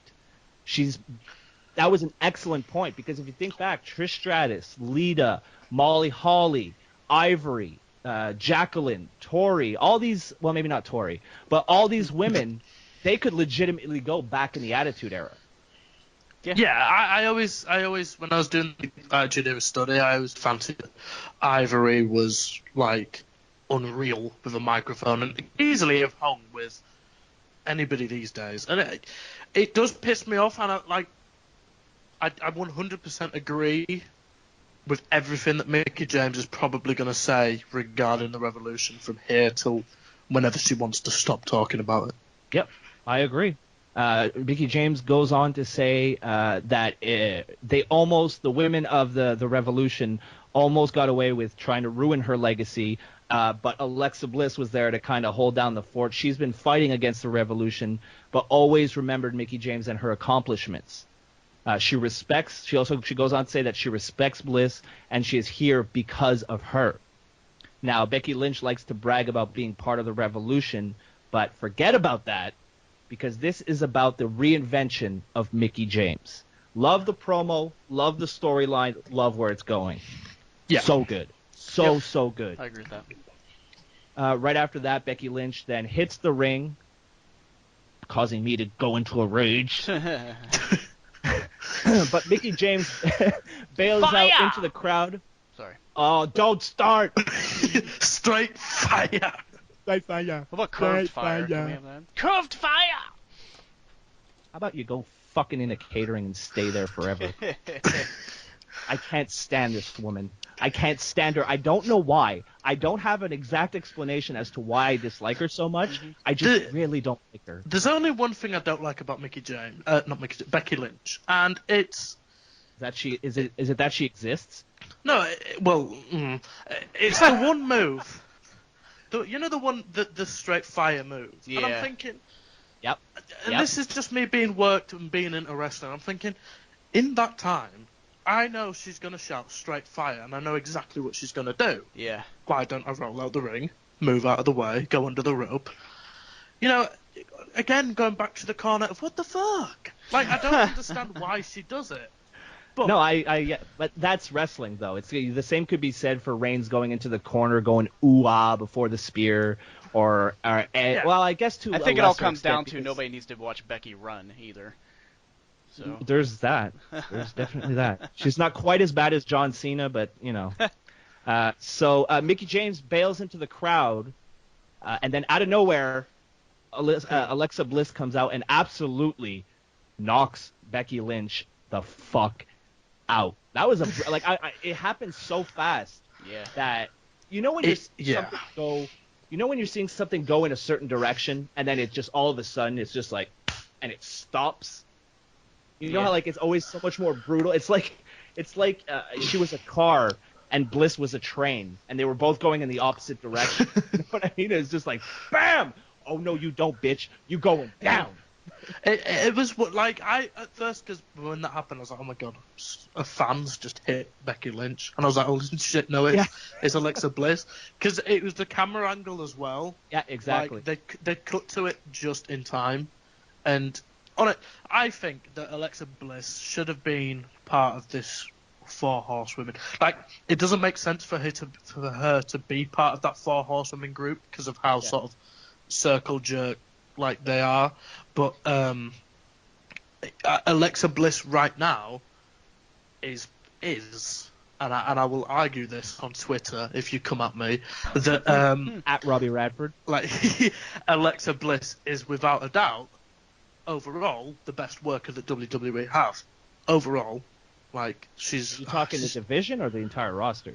I'm talking the entire goddamn company. Like, really? The best female worker that she like. Oh yeah, facial expressions. Oh, overall, she has the best, like, I've said it before on this podcast. She has the best bitch face in the business by far. Mm-hmm. By overall far. presentation, her unique sort of look. She doesn't necessarily sort of be like. Overall, she's just like the best thing that WWE have. One thing I really like about her is she puts emotion in her promos. Like, her promos are dripping of pure, unadulterated bitch. That's who she's supposed to be. That's how she's supposed to act, and you believe it. Like, she's the type of girl that rejects me and enjoys it. And then I stay at home crying in my bed. Like, I'd believe that. You know what I mean? Like, I believe that she's that mean girl, and I love it. Yeah. She, like, the spoilt brat that doesn't get her own way.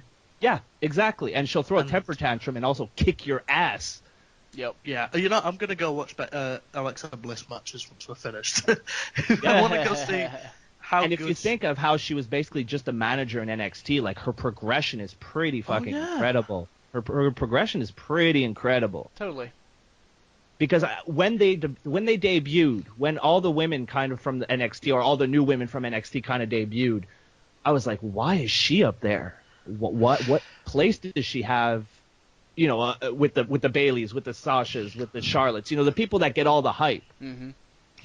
She, as well, which I feel is most important, she has the least experience as a wrestler on both divisions. Yeah. She does. And she also wrestles like she doesn't.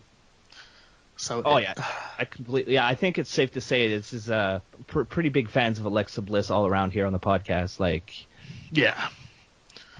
So that was probably the best angle of the week. Really. Up next, a segment that I thought I was going to hate, that I saw a lot of hate for, but I actually ended up laughing. Just Ellsworth. Yeah, Carmella taking James Ellsworth's shot. This was just... Here's what I like. I know it's stupid, and I know I complained about Nia Jax coming out and attacking Sasha Banks like before the show started, and Nia Jax was completely in gear. Ellsworth is in the store in his fucking gear. Like boots, trunks, everything. I don't know why. I don't know if it was because I was just kind of loopy because I watched it really late at night, but I thought this was so funny. Yeah. Like, this is how you use James Ellsworth. This is how he is to be used. The only thing that really, and this has been the smack that a lot of people are onto it, I know she's dating Cass, and that's why I can't get my head around the fact that they're going shopping. He's tweeting really sort of bordering misogynistic things, and I'm thinking this whole time, he's gonna, Cass is gonna get pissed off at some point. And like, I understand this, and I thought the segment was quite good. It was away from the ring, it was away from backstage, and it was like a fresh thing that we don't often see. But geez, it was like a mid-2000 rom-com, like. Yeah. Actually, it really was. And now that you said that, I actually hate the segment now. So that's why I hate, because I thought this could have been on Mean Girls, and like. Right. And it was just not good. I thought it was funny. But... The sight of James Ellsworth in the store, like in complete gear, to me was just such a wacky kind of stupid, funny kind of, turn your brain off and just enjoy it. I feel what's important as well is and this is where I was like, oh my god, was what they eventually picked out for him is what is the same to the freaking shoelaces is the same attire that Enzo Amore once wore in an NXT taping. Is it really? Yeah. From like 2 years ago, 1.5 years ago, the exact same clothes. Huh. That's funny. Well, they are the same size. So, I liked it, but I didn't. It was okay. I mean, it was dumb. It was dumb. If you just take it as a dumb little kind of comedy segment, I think you can enjoy it more than if you're sitting there and, being a smark about it. I mean, we're all guilty of doing it, but, whatever. I think it's probably because I had to review it and give an honest opinion of how... Fair enough. See, I could just sit there and let it happen to me, so... Yeah. I don't have to scrutinize and think about things, so... Actually, I would have loved to have reviewed SmackDown, that segment, in my style of review where I make fun of the show the entire time, because that would have been super easy to write. Yeah. So from there, we move on to a Battle Royal spot. A Battle Royal for a spot in the Rumble. Not too much to talk about here. It's typical a Battle Royal situation. The last three were Fandango, Fabrice, and Mojo Rawley. Tyler Breeze super kick was going for a super kick on Mojo. Mojo pulled Fandango in front of him. He got eliminated. Then Mojo eliminated Tyler Breeze, and Mojo Rawley will be in the Royal Rumble, which I'm okay with. They need cannon fodder for the Rumble. I wanted Heath Slater to win just because I want to see Heath Slater on TV. I love Heath Slater. The thing that I thought is, who have the vaudevillains pissed off? Like, do you know they eliminated themselves 5 seconds into it? I was thinking, who have they pissed off backstage? Well, wasn't there a backstage fight between Simon Gotch and someone? Wasn't that Street Fighter Hunico, Sin Cara? Oh, was it? Of course it was Sin Cara. It was a long time ago, and like they've been jobbed out continually, and I figured who have they really pissed off back? They threw themselves over the top rope at the same time. That's a good point. Yeah, that's Well, you know what? They're a true tag team. They do everything together. Even look like complete fucking geeks. Yeah. So you got to respect that. Let's just come at it from that angle. It'll be a little less painful to take. Yeah, and in relation to the finish of the Rumble, I was thinking, okay, I can live with Rawley winning it. If you watch the segment on Talking Smack where he goes over the Battle Royal win, yeah, he's not as hyped and he's pretty humble. And once he's finished his segment on Talking Smack, you kind of think, you know what, I'll have him in the Rumble. Like, everybody unanimously agreed to have him in the Rumble after that promo. So it comes full circle. Yeah, I don't mind it at all. I think, I'm not his biggest fan. I mean, I do like his cocaine-fueled kind of style. I think it's pretty funny. But, what can you do? Yeah. Okay, Drew just sent me a picture, and now I'm distracted, so I have to go look at it. It's an oldie but a goodie. Don't worry. Okay, I'll check it out later then. Yeah. Like, derail the entire show so I can just stare at a picture. It's just wait a minute. It's Bliss giving the resting bitch face to you. Oh my god, wait, okay, fuck that. Screw you guys, I'm going to look at that now. That's my girl right there. Oh yeah. Woof, love her. Oh my god, I love her. Oh yes, that one! I love that picture. That's a wonderful Photoshop you did for me. Again, I'll put it up on the screen so people can know what I'm talking about. Yeah, because right now I'm in a blank space of thinking, what's going on here? Don't worry, that's how I spend most of my life. We go to a segment shot earlier in the day when some blonde, brunette interviewer girl whose name I refuse to learn. Is it Dasha Fuentes? Oh yeah, I know what her name. Yeah, it's Dasha. She's awful. She's awful. Yeah. Fucking dollar store Renee Young. She interviewed Nikki Bella outside, who was looking amazing as always. Hashtag 5-star Nikki. And Natalya is still pissed at her for some reason, so she attacked her and smashed her face into a truck that had her face on it, which, beautiful. Whoever booked this is a genius. Okay, for those of you who aren't aware, that was complete sarcasm. Yeah, it wasn't a throwaway segment. Yeah, time filler. It progressed the story without doing too much. Yeah, exactly. I mean, ahead of what we know is taking place on Sunday with Natalya and Nikki Bella, I'm okay with that. It's just to nudge it along. Oh yeah, definitely. It's just it's the throwaway segment though. Yeah, nothing of too much consequence, but like you said, it does push it forward a little bit. All right, so now we get to the best part of the show by far. AJ Styles calls out John Cena. My God. Yep. I've said it, and I'll say it again. This angle has been the best angle that WWE have run with in a very long time. Yep. And the thing is, I was having this conversation with someone, and they brought up the fact that it kind of reminds them of Styles versus Cena. Not Punk versus Cena.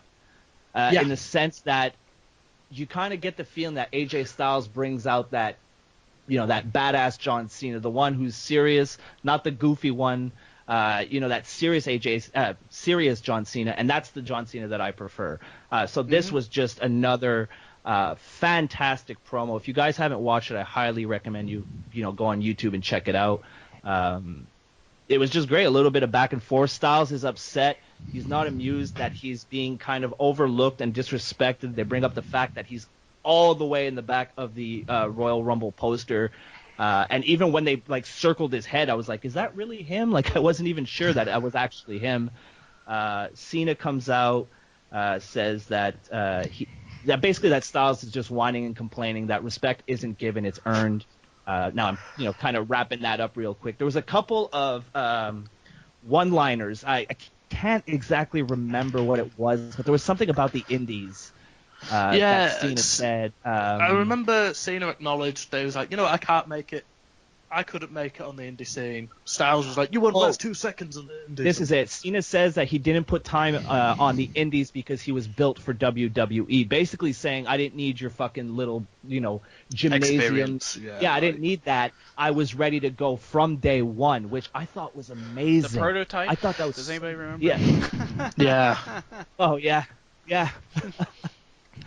Which actually, that doesn't make sense really, because it took him however many weeks to get really repackaged and remodeled as John Cena. So yeah, that was.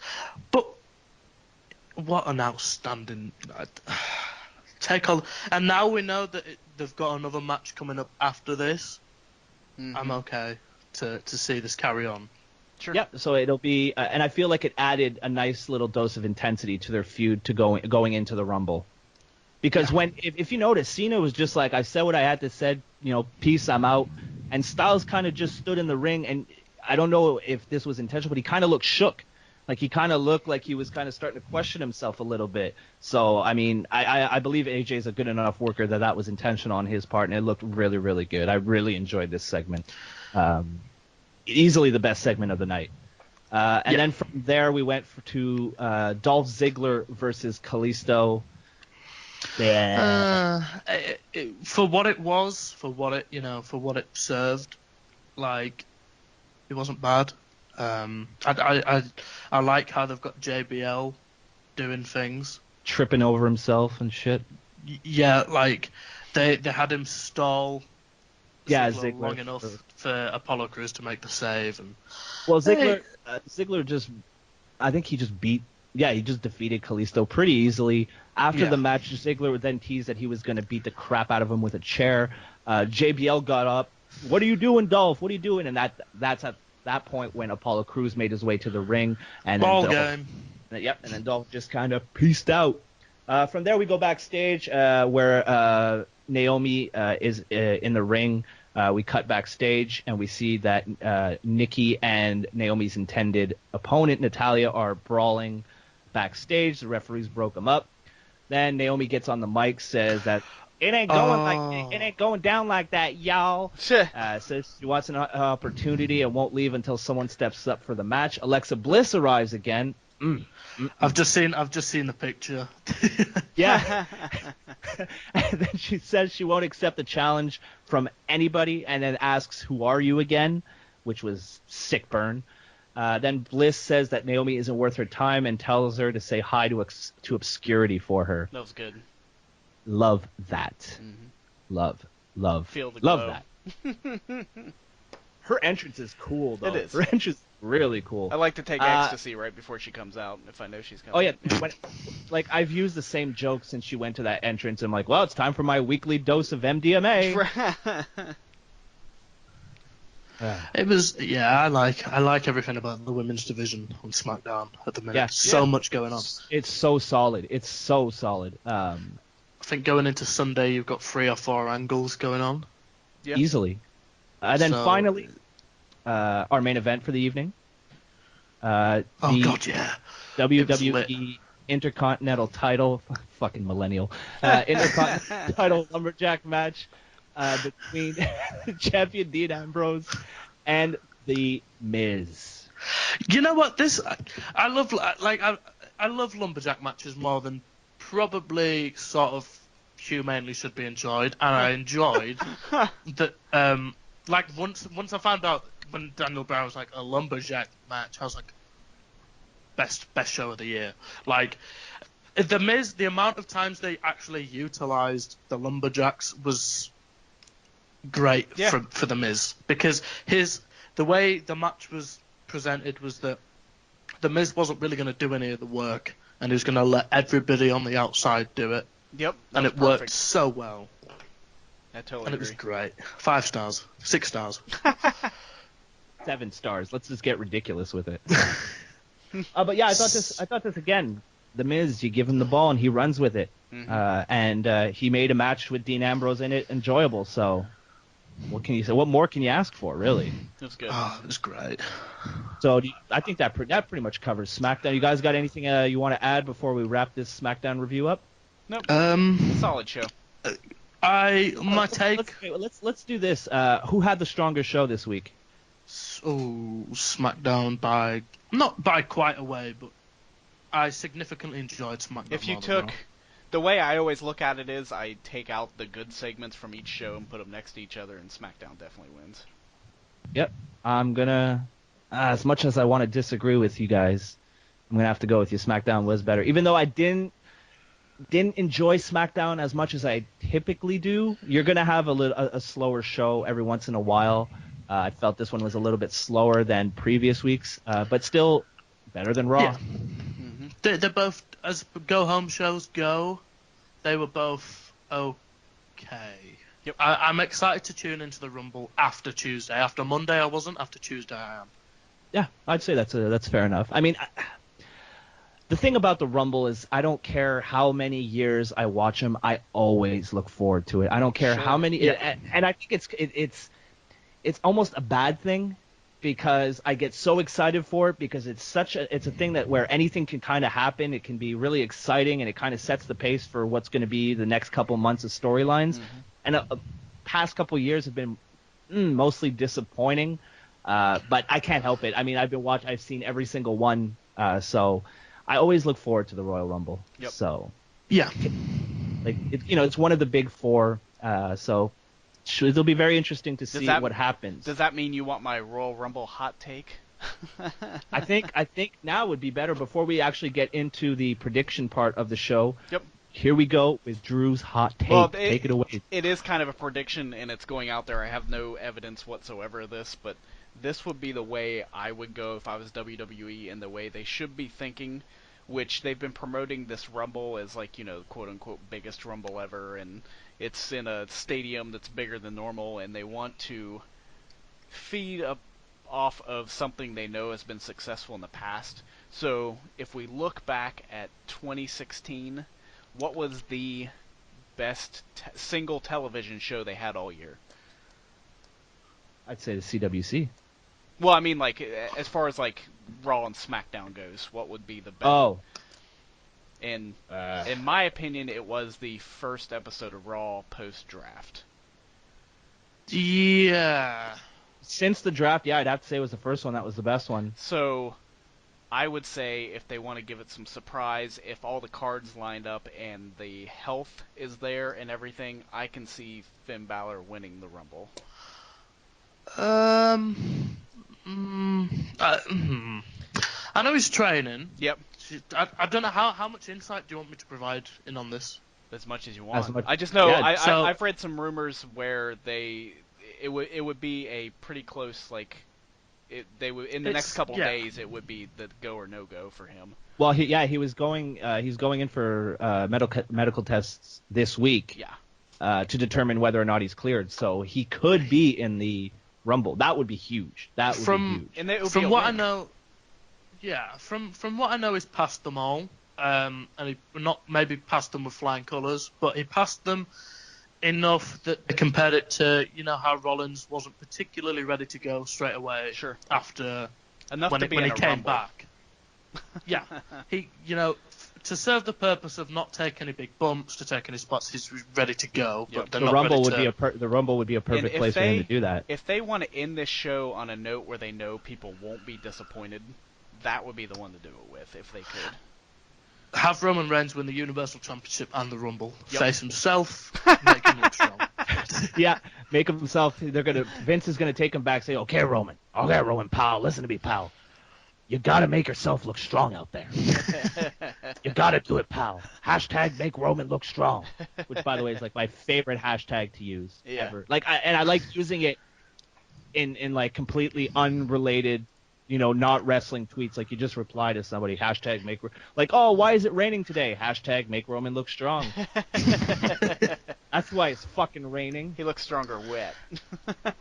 Oh my god. Well, greasy is his disgusting, greasy, overconditioned hair, as Kevin Owens said. But, all right, so wait, so go ahead. Oh no, I was just gonna say, and as far as I can remember, this is the first time coming up on a Rumble where we're just days out, and I love it as a wrestling fan when I just don't know what the hell is going to happen, and that's how I feel right now. That's yeah.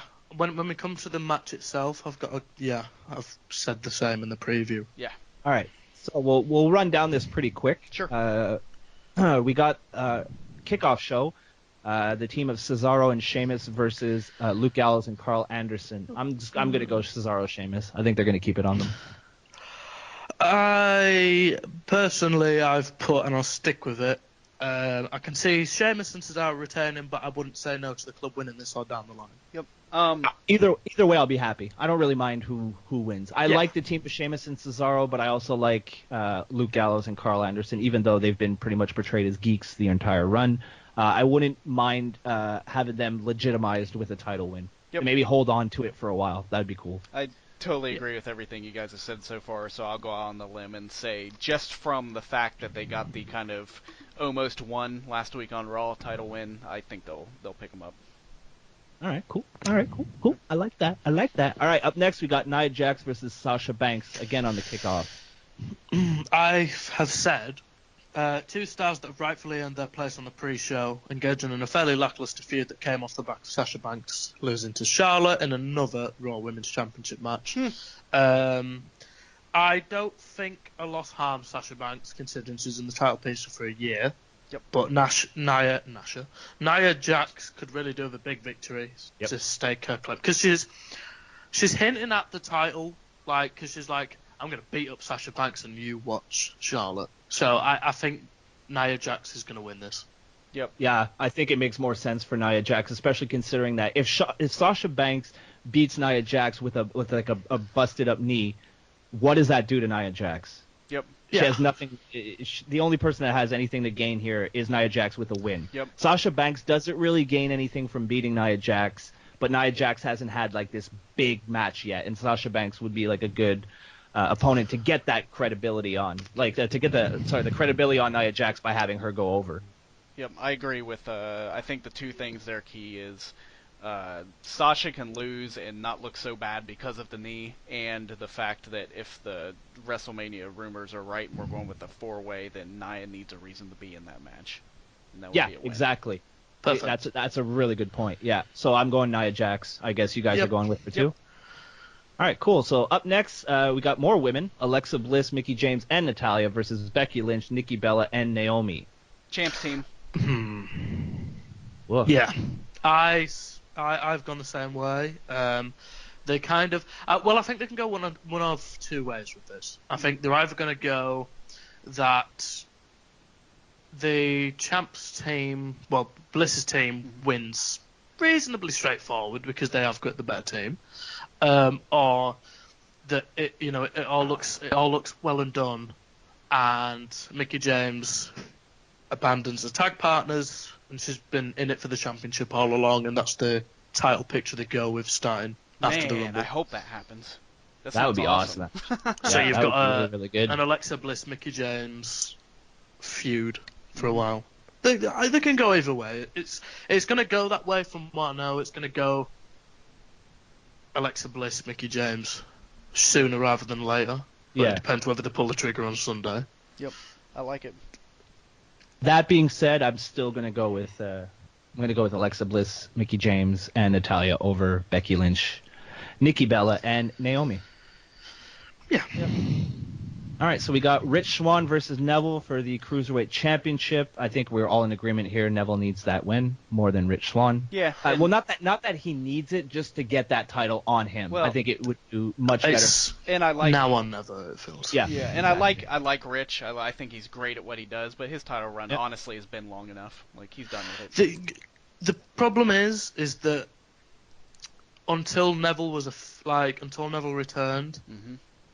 You can't really, there was nobody really had a reason to tune into the CW. Like, I tuned in to the CWC this week because you mean 205 Live? Reminiscing about better times. I was exactly. tuning. I tuned into 205 Live this week because I knew that Cedric Alexander was facing Neville. Mm-hmm. I think that was the match. Yeah. So I was like, oh shit, I know these two guys, this is going to be great, and it was. But and then Rich Swann came out, and I thought, fucking give it to Neville already. Yeah. So Neville has to, kind of like when The Miz beat Zack Ryder for the Intercontinental Championship, it's for the good of the belt, not necessarily for the good of the person, it's for the good of the relevancy of the belt. Yep. Yeah. I was gonna say, you took the words right out of my mouth. Putting the belt on Neville kind of gives the Cruiserweight Championship a little more, a little more credibility. And he can build. Yeah, you can build the division around Neville. Yeah, too. that's what I was gonna say. He could have such a run with that and have a feud. He could have a T.J. Perkins feud. He could have he could carry on with Rich for a little bit. It could go anywhere.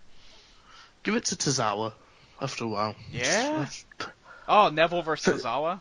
Hell yeah. My God. Robbie's pants just evaporated. They've been off ever since we mentioned the Style Cena promo. To be honest. Fair enough. After that, we got a lot of women matches. We got Charlotte Flair versus Bayley for the Raw Women's Championship. I don't think Bayley is gonna win here. I don't think she can yet. They're gonna go with the underdog story, and Bayley's not gonna get the win here. The big payoff is having they didn't do it last year. The big payoff is having the ultimate top female babyface win it at Mania. Yep. They didn't do it last year, and it also intertwines nicely with Charlotte losing the PPV win streak. Perfect. So if she doesn't win it here, I'll be really annoyed. I'll be really annoyed because then she's going to lose it the next night on Raw. I agree completely with what you said, though, because that pay-per-view streak adds another layer to this. And to have that streak end at WrestleMania, like the biggest show of the year, that's where you kind of trip and stumble. Yep. That would be interesting to see where they go with that for the character development of Charlotte. Saying that, I think that would be really good. I don't necessarily think, Charlotte will win it completely cleanly, just so Bayley still has that momentum going in. If anything, Charlotte should win by cheating. Yeah, it would add even more to this to Bayley's eventual win, which I agree with you guys. I'm pretty sure that'll be at WrestleMania in the Fatal 4-Way. So up next we got AJ Styles defending his WWE Championship against John Cena. I can't wait for this match. I can't wait. If everything goes well, this could be WWE's match of the year in January. Yep. I agree. It's all downhill after that, boys. And honestly, at this point, I don't know where they're taking it or where they're going with the storyline. But whoever wins, I'm okay. Yeah, these are my favorite types of matches where either way, I'll be happy with who wins. I don't mind. They've booked it so 50-50 that there's no definitive he's going to win. It's another one of those things. As a wrestling fan, I don't know what's going to happen, and thank you for that. Yes, exactly. They've made it so that AJ Styles could easily pick up the win, and John Cena could easily pick up the win. Yeah. I'm so excited for this match. I can't even talk, boys. AJ's won the last 2 in a row? 3. 3.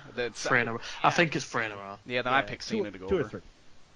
Maybe not with a title win, but I think I don't know where this is going. Right. Yeah. But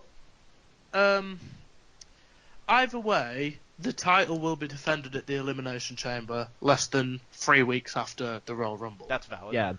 Yeah. So maybe it'll be just a shit finish then, where it's kind of like, well, we have to have this chamber match, even though we've already announced it Yeah, I don't know where they go with this. I've got Styles winning it but I think Styles retains, but this feud has been so good that I'm not bothered who walks away with it. Yep.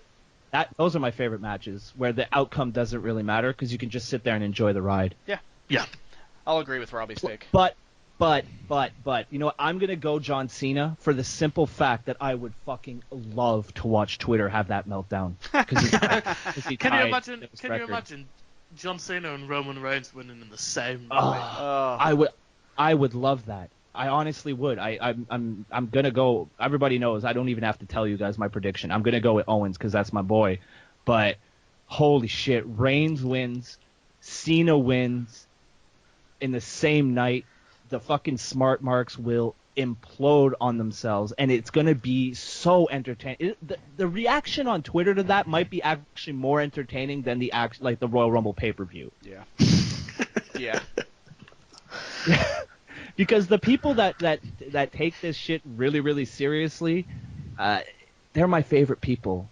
Yep. Because they get so upset. And then I can sit back and I'm just like,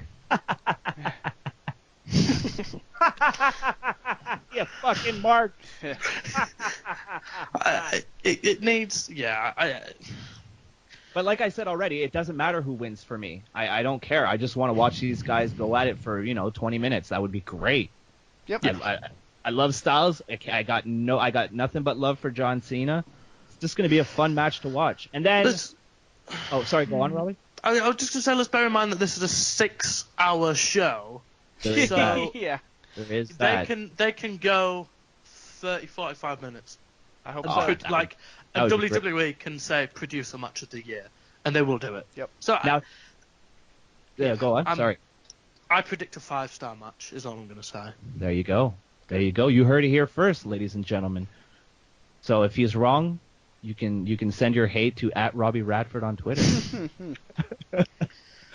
Or send it to me @MTLBroski on Twitter, because I love dealing with you people. So let's do it. And finally, we got, well, not finally, the last, straight up match would be Kevin Owens versus Roman Reigns for the Universal Championship. This is a no DQ match, and Chris Jericho will be suspended above the ring in a shark cage. All right, here it is. I think Kevin Owens is going to walk out with the belt only because whenever they have a dumbass stipulation like a cage or something like that, it never works. Something will happen where the cage... Right. Yeah, and the fact that they added the no DQ stipulation, there was a reason they needed to do that. And I feel something bullshit, like Jericho is going to go up with a key and just jump down. Yep. Yeah, exactly. Or they have another buddy or something that's going to come out and help out. Roman's going to get screwed over one way or another, and because there's too many stipulations going on for it not to happen. And if Roman does get screwed over, it still makes him look strong.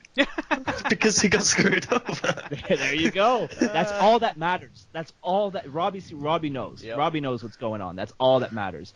Like I said, I'm going Kevin Owens because that's my boy, and I'll never bet against him. Yep. I've put, and I'm going to read out the whole take that I've got on this because it needs saying. This is probably one of the most repetitive, tedious feuds in recent memory. Pitted Roman Reigns, Jericho, Owens, Rollins since at least October, and has produced nothing spectacular yet. I, for one, like the millions... Millions! You beat me to it. Of wrestling fans are more excited for this feud to end than anything. I think Kevin Owens wins here. I don't want to see Roman Reigns and Kevin Owens square off again for a long time after this. Mm-hmm. Yeah. Please, no. The styles don't work. They haven't produced anything above a decent match. It doesn't work. End the experiment now.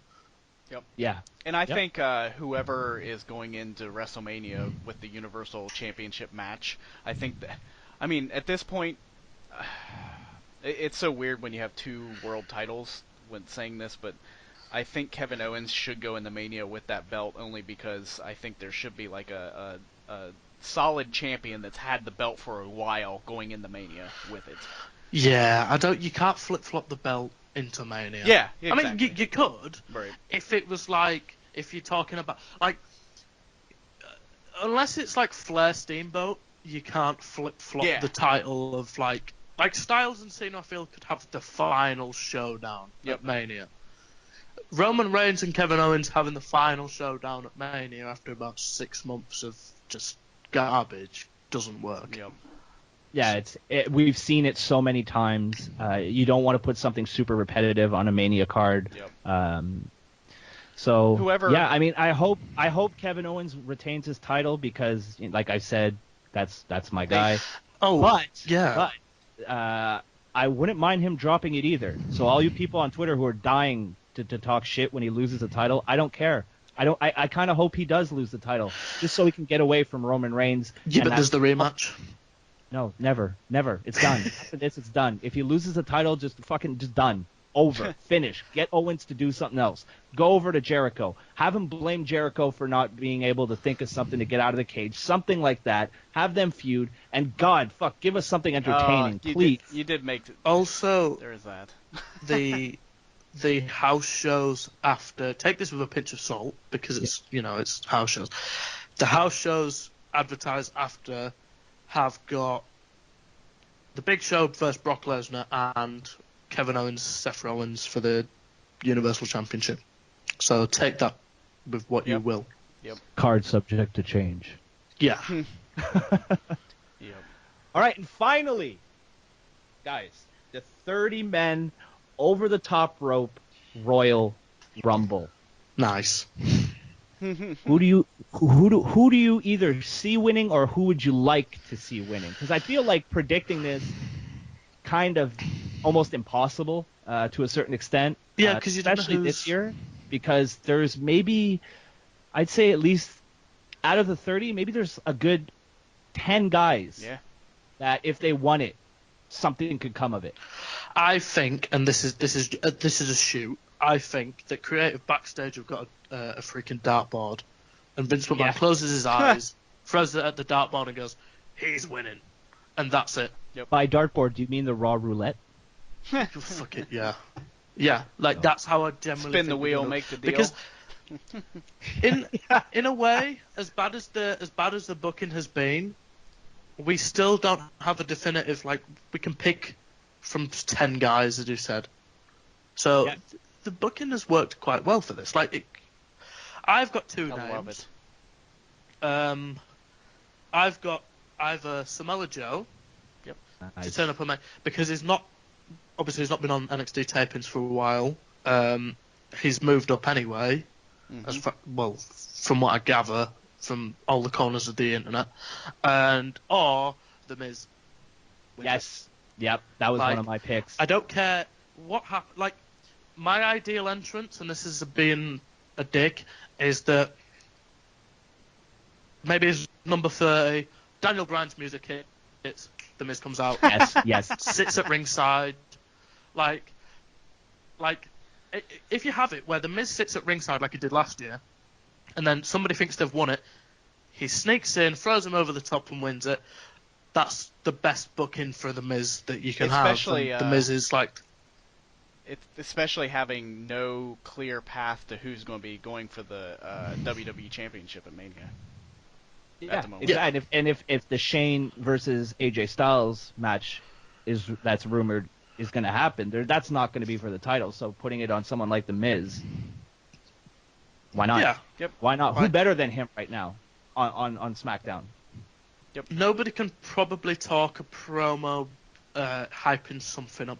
To be honest, if you had The Miz versus, I know it's happened before, but The Miz retaining against John Cena for a second time at WrestleMania. Except this time people he goes like on the Mount Rushmore. Yeah, like The Miz goes on the fuck John Cena. The Miz goes on that Mount Rushmore. It would be a nice kind. It would be a nice kind of little redemption story for him too. Yeah. How his first title run, or his only WWE Championship run, was pretty much forgettable. It would even be like a redemption for Vince in that WrestleMania. What was it, 26? No, was it later than that? I'm not sure. Well, regardless, it would be almost like Vince sitting back there going, "Ha ha, you like it now." And here's a little fun stat: this would be the 10th Royal Rumble for The Miz. Yeah. So to have like that, that decade of trying, and God damn it, I finally won, and I'm headed to WrestleMania. Although that's kind of babyface, that's more babyface-ish than heel. But it's an interesting stat. It is his 10th Royal Rumble. My two picks would be like Robbie, The Miz. I would love to see that, and I wouldn't mind seeing Sami Zayn win it. I wouldn't mind that. I'm a big fan of his. The way they've been booking him, I can see it happen. It's a great way of, because ever since the whole sort of, now it is turning into sort of Sami Zayn versus the Authority figures, it would feel a little Daniel Bryan-esque in that they do with Sami Zayn what they didn't do with Daniel Bryan. Have the underdog win the Rumble and do whatever they want until he wins at Mania. But then, I don't know, because if you've got Sami Zayn, Kevin Owens at Mania, my God, Sami Zayn versus Kevin Owens at Mania, and then you've got Styles Cena at Mania as well. I'd be fine. In with that. Fantasy booking, well, oh God, I love fantasy booking. It's fun. It's fun. I mean, we're marks, we embrace it. So Let's marks, just start a promotion, guys. Let's just do it. Yeah, I'm sure we could do better than WCPW. So yes, comment of the fucking podcast. Hey, oh, fuck The you. amount of heat that I've taken from that promotion, from Adam Blompiade. Really? Yeah, What's his... That's the only guy I like on that whole fucking website. I love his how WWE should book series. I think that's great. He didn't take too kindly for me to shit on that collection of videos. No. Oh, Because, what did he say? Please, I want to know. because I said that, and I've said this many times, but it's like this was the straw that broke the Pacitti promotion, but like vanity promotion. Because I said, I don't get how what culture are releasing these videos and making the same booking mistakes as WWE did, but making them like come across as hipster and like, yeah, like, and then he was like, he fucking sent me the Triple H comment of, well, how's your promotion doing? And I was are you kidding me? Oh, fuck that guy, man.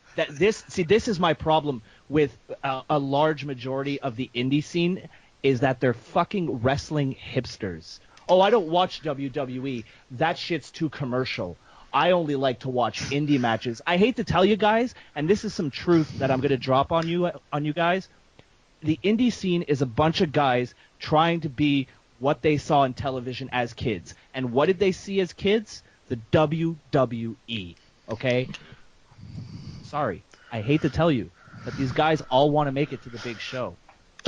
you're gonna get heat. I can predict the heat coming from like Good. the Japanese like marks being like Good. And I have no problem. This is my catchphrase on the show. Like what you like and shut the fuck up. If you're gonna judge someone just because they watch WWE, you're not a wrestling fan. You're a fucking mark.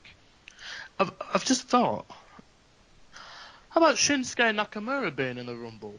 Yeah. Oh, people would go nuts for that. They'd I'd be pop okay with big. that. But isn't he champion? That's but okay. he Yeah, might not but- be. But he might not be. Yeah. Owens was on Because Pete WWE Dunne's TV gonna for win it. weeks with the NXT title. That's true. That's true. That's a good point. There's always the chance of But there's so much that can happen. don't you I think love it. maybe his yeah, I like the idea too, don't get me wrong, but don't you think him debuting on his own would make a bigger impact than debuting in the Rumble? If he goes in the Rumble, he has to win it. I feel Right. like Samoa Sure. Joe can get eliminated Mhm. because everybody knows that Samoa Joe doesn't rest until he gets what he wants. Yep. Yep. Whereas with Nakamura, everything kind of fell into his lap. So I feel like Nakamura would have to win it if he entered it because the fans don't really know who Nakamura is to an extent. Because obviously he doesn't cut English promos. But no, that sounds really ignorant. He doesn't cut these long-winded English promos about his ambitions and his like dreams and his goals. He's never said. Yeah. He's already main evented the Tokyo Dome. Mm-hmm. No, has he? I don't. Yeah, I think he has. I wait. don't. Yeah. No, he has. Did he? He was close enough. If he didn't. No, he did because Wrestle Kingdom 6 was Brock. No, it fucking wasn't Wrestle Kingdom. I've worked myself into a Japanese shoot. I've seen. Okay, I Robbie, can't decide. calm down. Take a deep breath. Collect your But yeah. thoughts. It's going to be okay.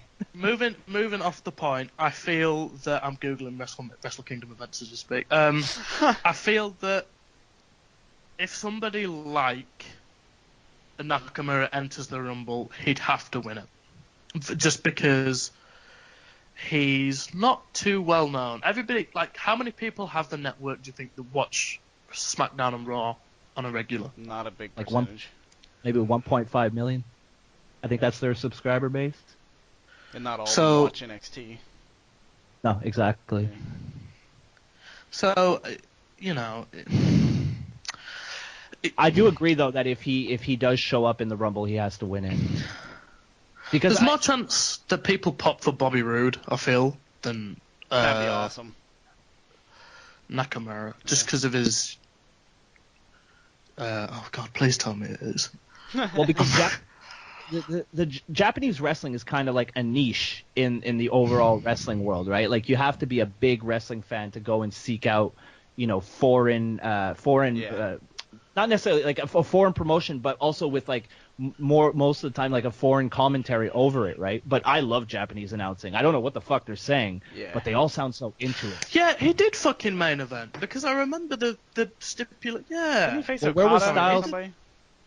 Where was Styles Nakamura? That was Wrestle that was semi-main event. Yeah, because they wanted. Yeah, because they picked the Intercontinental Championship match to main event when they put it to a fan vote because they didn't want Tetsuya. I knew it. I'm sorry. I'm sorry, listeners that don't follow. Like, that was good, Robbie. I enjoyed it. But yeah, no. There is a lot. There's so many surprises that can. I'm glad that we can put a pencil through Kenny Omega because I would have probably cried and then maybe celebrated a bit. But I'm glad that he's not on it. Yeah. But there's so many sort of. You're gonna get somebody. I keep for some reason I've got Rikishi entering the Rumble at some point. I don't know why. I can believe it. Just like gut feeling you got. Yeah, I woke up one morning and thought Rikishi's entering the Rumble. All right, I can see it. But there's they're gonna have those. This is gonna be acts. such a fun match to watch, regardless of what happens, because it's so up in the air, and none of us know what the fuck's gonna happen. There's so many like little mini stories in the actual Rumble match. You got Goldberg, Lesnar, then you have the Undertaker. What is he gonna do? What is Braun Strowman gonna dominate? How is Corbin gonna look? What will the Miz do? Like there's so many, like you got I mentioned Strowman, but you got Big Show Strowman that you could get them mixing up. You got Randy Orton, Bray Wyatt, and Luke Harper. What's going to go on with those three? They're not exactly all on the same page right now. There's so many little stories within the overall story that this Royal Rumble is going to be very. Will the UK champion make an entrance into the Rumble? Maybe? Honestly, I swear to God, if Pete Dunne enters the Rumble or Tyler Bate, that'd be amazing. I'd rather Pete Dunne enter the Rumble. Me too. But if Pete Dunne entered the Rumble, or even shows, well, there's a good chance. Well, it's I can't wait to hear that pin drop. Don't say that. Like, I know it would happen, but there's so many different variants. What was I going to say? There's so many. Oh yeah, here's a question. Do you remember how during the main event of SmackDown, when all of the Lumberjacks entered the ring? Yep. Who was the guy that eliminated a load of people, like threw a load of people out of the ring, and made himself look like a massive top guy? Who was that guy? Wasn't it Corbin? Yeah.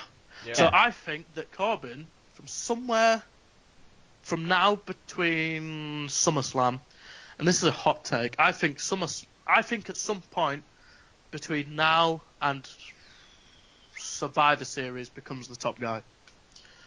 And dominates for a while. I'm completely behind that. Yep. I love Baron Corbin. I think he's great. That's yeah. It's a good hot take. All right. I took my shirt off of that after that hot take. Raised the temperature in my apartment by like 10 degrees. All right. Nice. Here is my Rumble prediction. All right, Drew. Hit us with it. We'll get back to where we were after this 20-minute rant. Well, we were just predicting who we thought we would win, so you already slid right back in. You slid like that, fantastic. like you slide into my DMs. Nice and smooth, babe. I am, like I said before, I'm greatly looking forward to this Rumble match more than many years because as a wrestling fan, I have no idea what's going to happen, and that's the best thing that can possibly happen.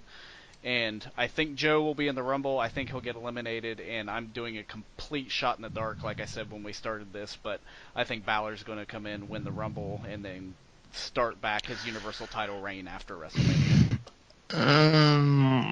Complete shot in the dark. Could you guys see? Owens versus Balor at WrestleMania? Oh, fuck's sake! I didn't like the NXT matches, and they're given free reign pretty much over them. Yep. Yeah, that's like. It would make sense, though. It would make sense. Yep. It would. And that's just I'm only trying to rock the boat with that pick, so. Yeah, like I said, the Rumble is going to be so unpredictable. Mm-hmm. Fuck it, Braun could win. I've heard that rumor. Just saying, I have read that somewhere.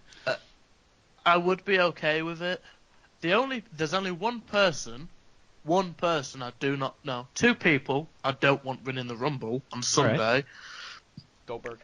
Brock Lesnar or Goldberg. Yep. Yeah. As long as those two don't win it, fucking Rhino could win it. Yep. And I'd be like, And I think Brock Lesnar and Goldberg are two, and The Undertaker for that matter, I think they're all easy picks. I don't think they'll go that way just because they're such easy picks. well, who's last year? Who won the last two? Triple H. Triple H. Oh God. So Triple H, Roman Reigns, and I can't remember who won it the Batista. year before. But Jesus Christ. What a bad trio of winners. I know. In the last, That's why they got to make up for it this year. Yeah, like freaking have Jim Duggan win it. I don't care. Like, Oh. how big of a pop would he get in comparison to some of the current roster as well? Yeah. But yeah, I know Charlotte Flair wants to enter the Rumble as well, because she said she can out-wrestle the majority of the male roster. Believe it. So I'd be okay with that. Yeah, but that's never going to happen.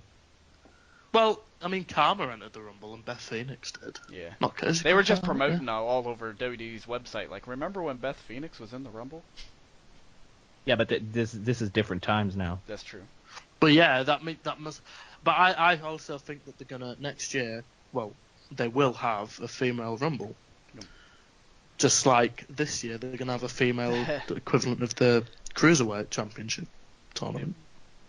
So So I believe on this show next week we should start off by talking about this Rumble match and see if any of us have bragging rights.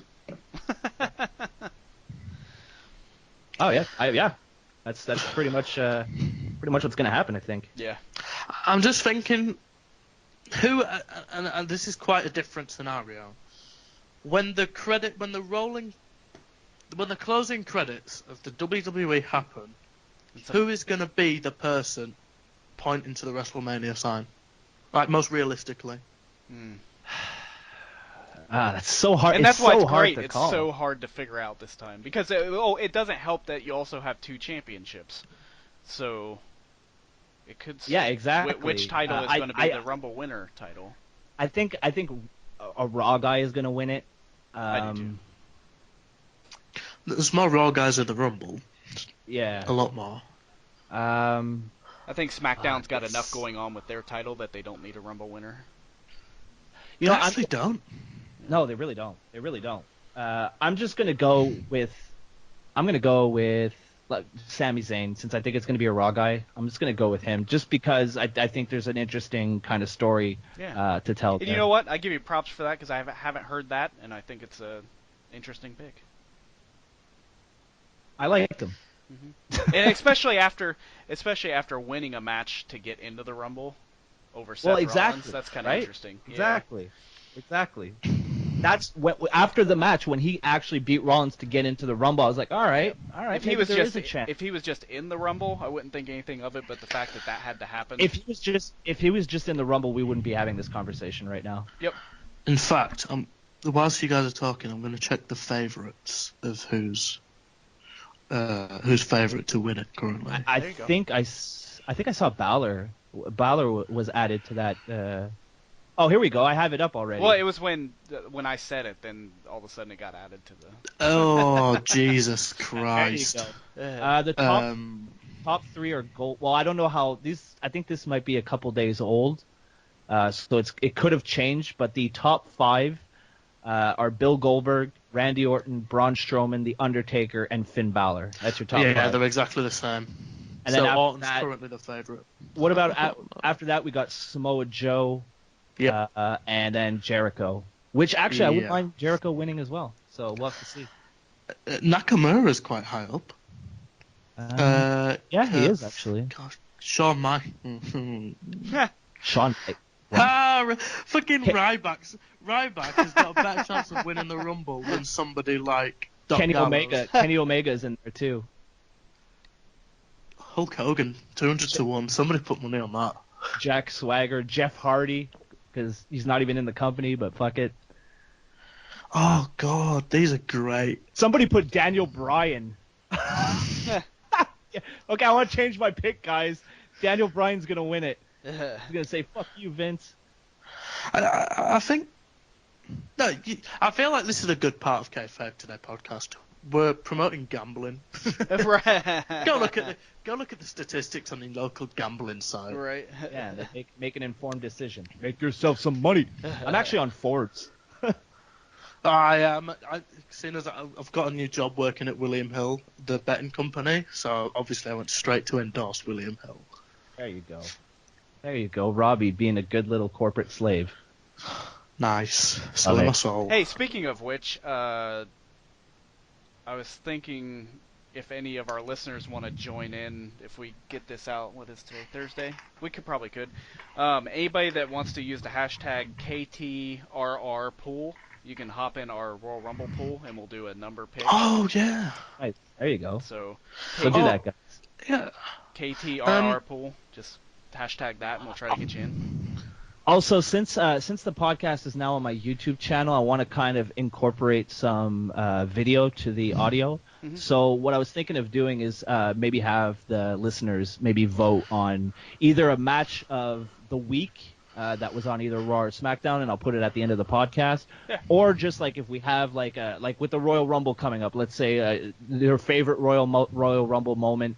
And then we'll just throw that in there as well, just to make a thing. Like, since it's on YouTube, just have maybe, we'll take advantage of their actually being able to have some video with the audio as well. I'll tell you what, the greatest Rumble moment of all time, because it was such a big fuck you to everybody, was Daniel Bryan being eliminated and the Shattered Dreams coming up on the Titantron with gold dust.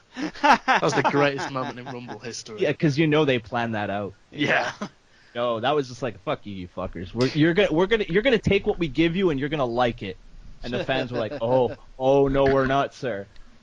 It takes me back. Like, one of the last things I'll say is that it takes me back that Triple H recently, I think it was recent, retweeted. You know the promo when he was like, "And I'm gonna stop watching. Me and my friend Derek are gonna stop watching," and we complain live. Not Derek. So I'm looking forward to whoever wins the Rumble, because I know it's going to cause some real pissed off, like... Oh, yeah, there's going to be some angry fanboys. Please let Reigns win it. Main event against himself.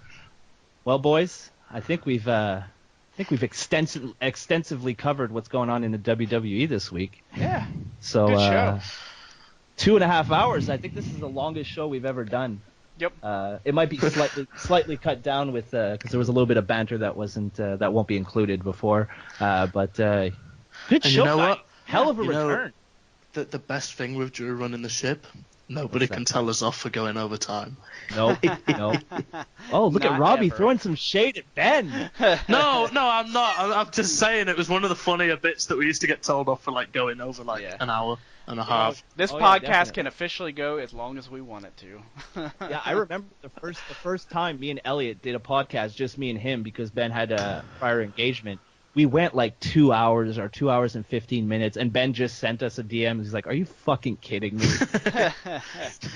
You know what? You're gonna put me, who can talk about pretty much anything at fucking forever, and Elliot, who's like what did I call him?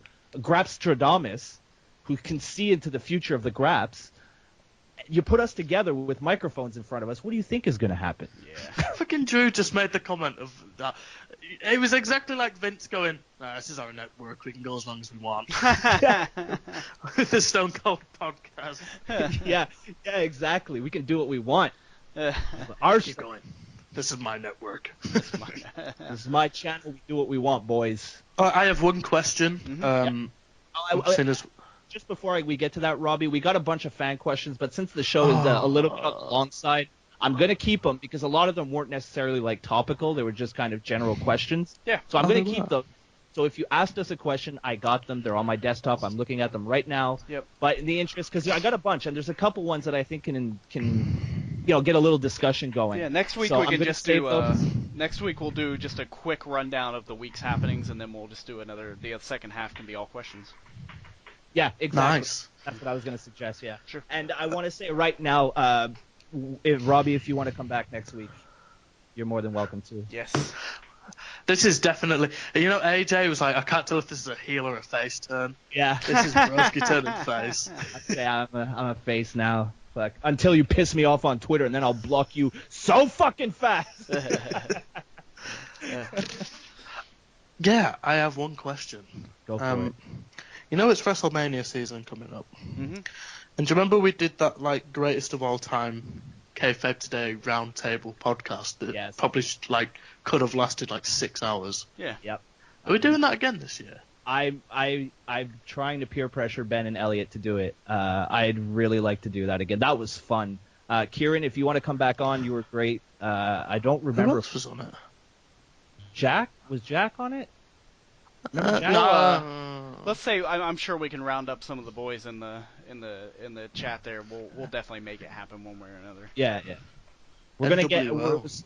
we're gonna have to go get Elliot. We're gonna tie him down. Mm-hmm. I'll do that this weekend because Yeah. we're basically together for a lot of the weekend. Oh. There you go. No, not just. I'm gonna get buried by loads of the Brit Rest lads. Oh no. So yeah. You send me their @Twitters, Robbie. I'll back you up. There's too many. There's they grow. They grow. The Legion grows. It's like the Legion of Doom. But there's more than two. Also, tomorrow I'll be doing another podcast here on the channel with Jay Baca from Handsome Dan's Final Play. Yeah, I'm gonna do another prediction show for Royal Rumble and NXT Takeover. Nice. With him. So. Shit! The takeover. Yeah, we're gonna do that too because I figured. I'm not gonna have too much to say because I did a lot of the Rumble, but I figured I'll add NXT Takeover in there as well, so I'll have a little bit more. That we're gonna get Jay's thoughts on it. He's a great guy. He's really smart. He's got a lot of good thoughts, a lot of good opinions. So I'm looking forward to do that. Yep. So a lot of wrestling content. A couple of people have been upset with me because I stopped doing Raw reactions, but it got to the point where it felt more like a job than me having fun. And now, because it's got even worse as well. Well, exactly. It's the quality of the show. I want to start doing them again. We'll see how things go. Maybe after the Royal Rumble, we'll see. I went back and I watched a couple of them. I was like, oh yeah, these were fun to do at one point, So I might be doing those again. But the podcast is going to be on the channel, so there is going to be more wrestling content because a lot of people subscribe to me for my wrestling content, and I do feel bad for not putting anything out for them. So I'm glad we got the podcast on here. Mm-hmm. So you got this podcast, you got another podcast tomorrow, and then there is a just so everyone knows, kind of in the back workings of Kayfabe Today, there is a possible UK wrestling podcast coming up also. So be on the lookout. Oh, look at that! Look at that! And Nice. This one might not be, but in the future, the podcast will be back on iTunes. Yep. So if sure. you don't want to watch it on YouTube. And you know what? Fuck it. If you want to take the podcast on the go this week, there's hundreds of programs online where you can just download YouTube videos. Yeah. All I ask is that you leave a like. That's it. Just leave a like and then download it. I don't care. Yeah. Just leave a like. May even give you a Help me get seen by the algorithm. Yeah, there you go. Yeah, link in the description how to rip off my video. There you go. All right, so I think that's going to do it for this week. Drew, got anything you want to put out there? Yep. Follow me at Drew Ortman or at Kayfabe Today. Just want to give a big shout out to all the guys that write for Kayfabe Today. They're doing a fantastic job, and it's some of the greatest pro wrestling writers on the internet. The site is under a little bit of a transformation, so I know the content's been a little sporadic, but I will say from this day forward we will have new and exciting content coming out every day, including Takeover preview, Royal Rumble preview, reviews of both shows, Evolve, Ring of Honor, everything. So just kayfabetoday.com. Oh, like a pro. Is there a reason why we say he's on the Mount Rushmore of Kayfabe Today? God damn. I know. What about you, Robbie? The floor is yours. You got anything you want to shame? I don't know how I can follow that. That was that was a promo. My God. Next week I'll let you go first. There you go. Do I have anything to plug? Actually, I would like to plug, and this is a weird plug. I'd like to plug Progress Wrestling because they're doing a fantastic job. Nice. That's about it. Thanks, Progress. Yeah. I can't wait to visit your show on Sunday. So yeah, Progress, love Jim Smallman. Perfect. That's about it. I watched a bunch of progress. That's definitely something I'd like to see in person one day. Plus, Pastor William Ever. Enough said. I'd also like to plug myself. There you go. You can find me at Robbie Radford on Twitter. I cover a lot of things, and that's about it, to be honest. Yeah. Perfect. And I mean, you guys know this already, but you can check out my gaming episodes. I'm currently playing The Walking Dead Season 3, Episode 2. Very unpredictable so far. The story is great, and it's a lot of fun. And I'm doing a little bit of new stuff with the editing, so check that out. Leave a comment.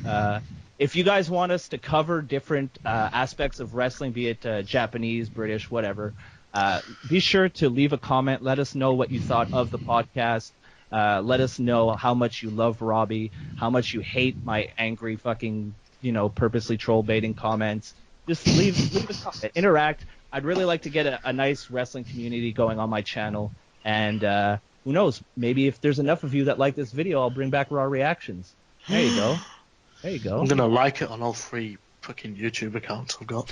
What, you don't do that with all my videos anyway? You're off the podcast. Invite for next Sinded. Go fuck yourself. I'm blocking you now. What a shoot.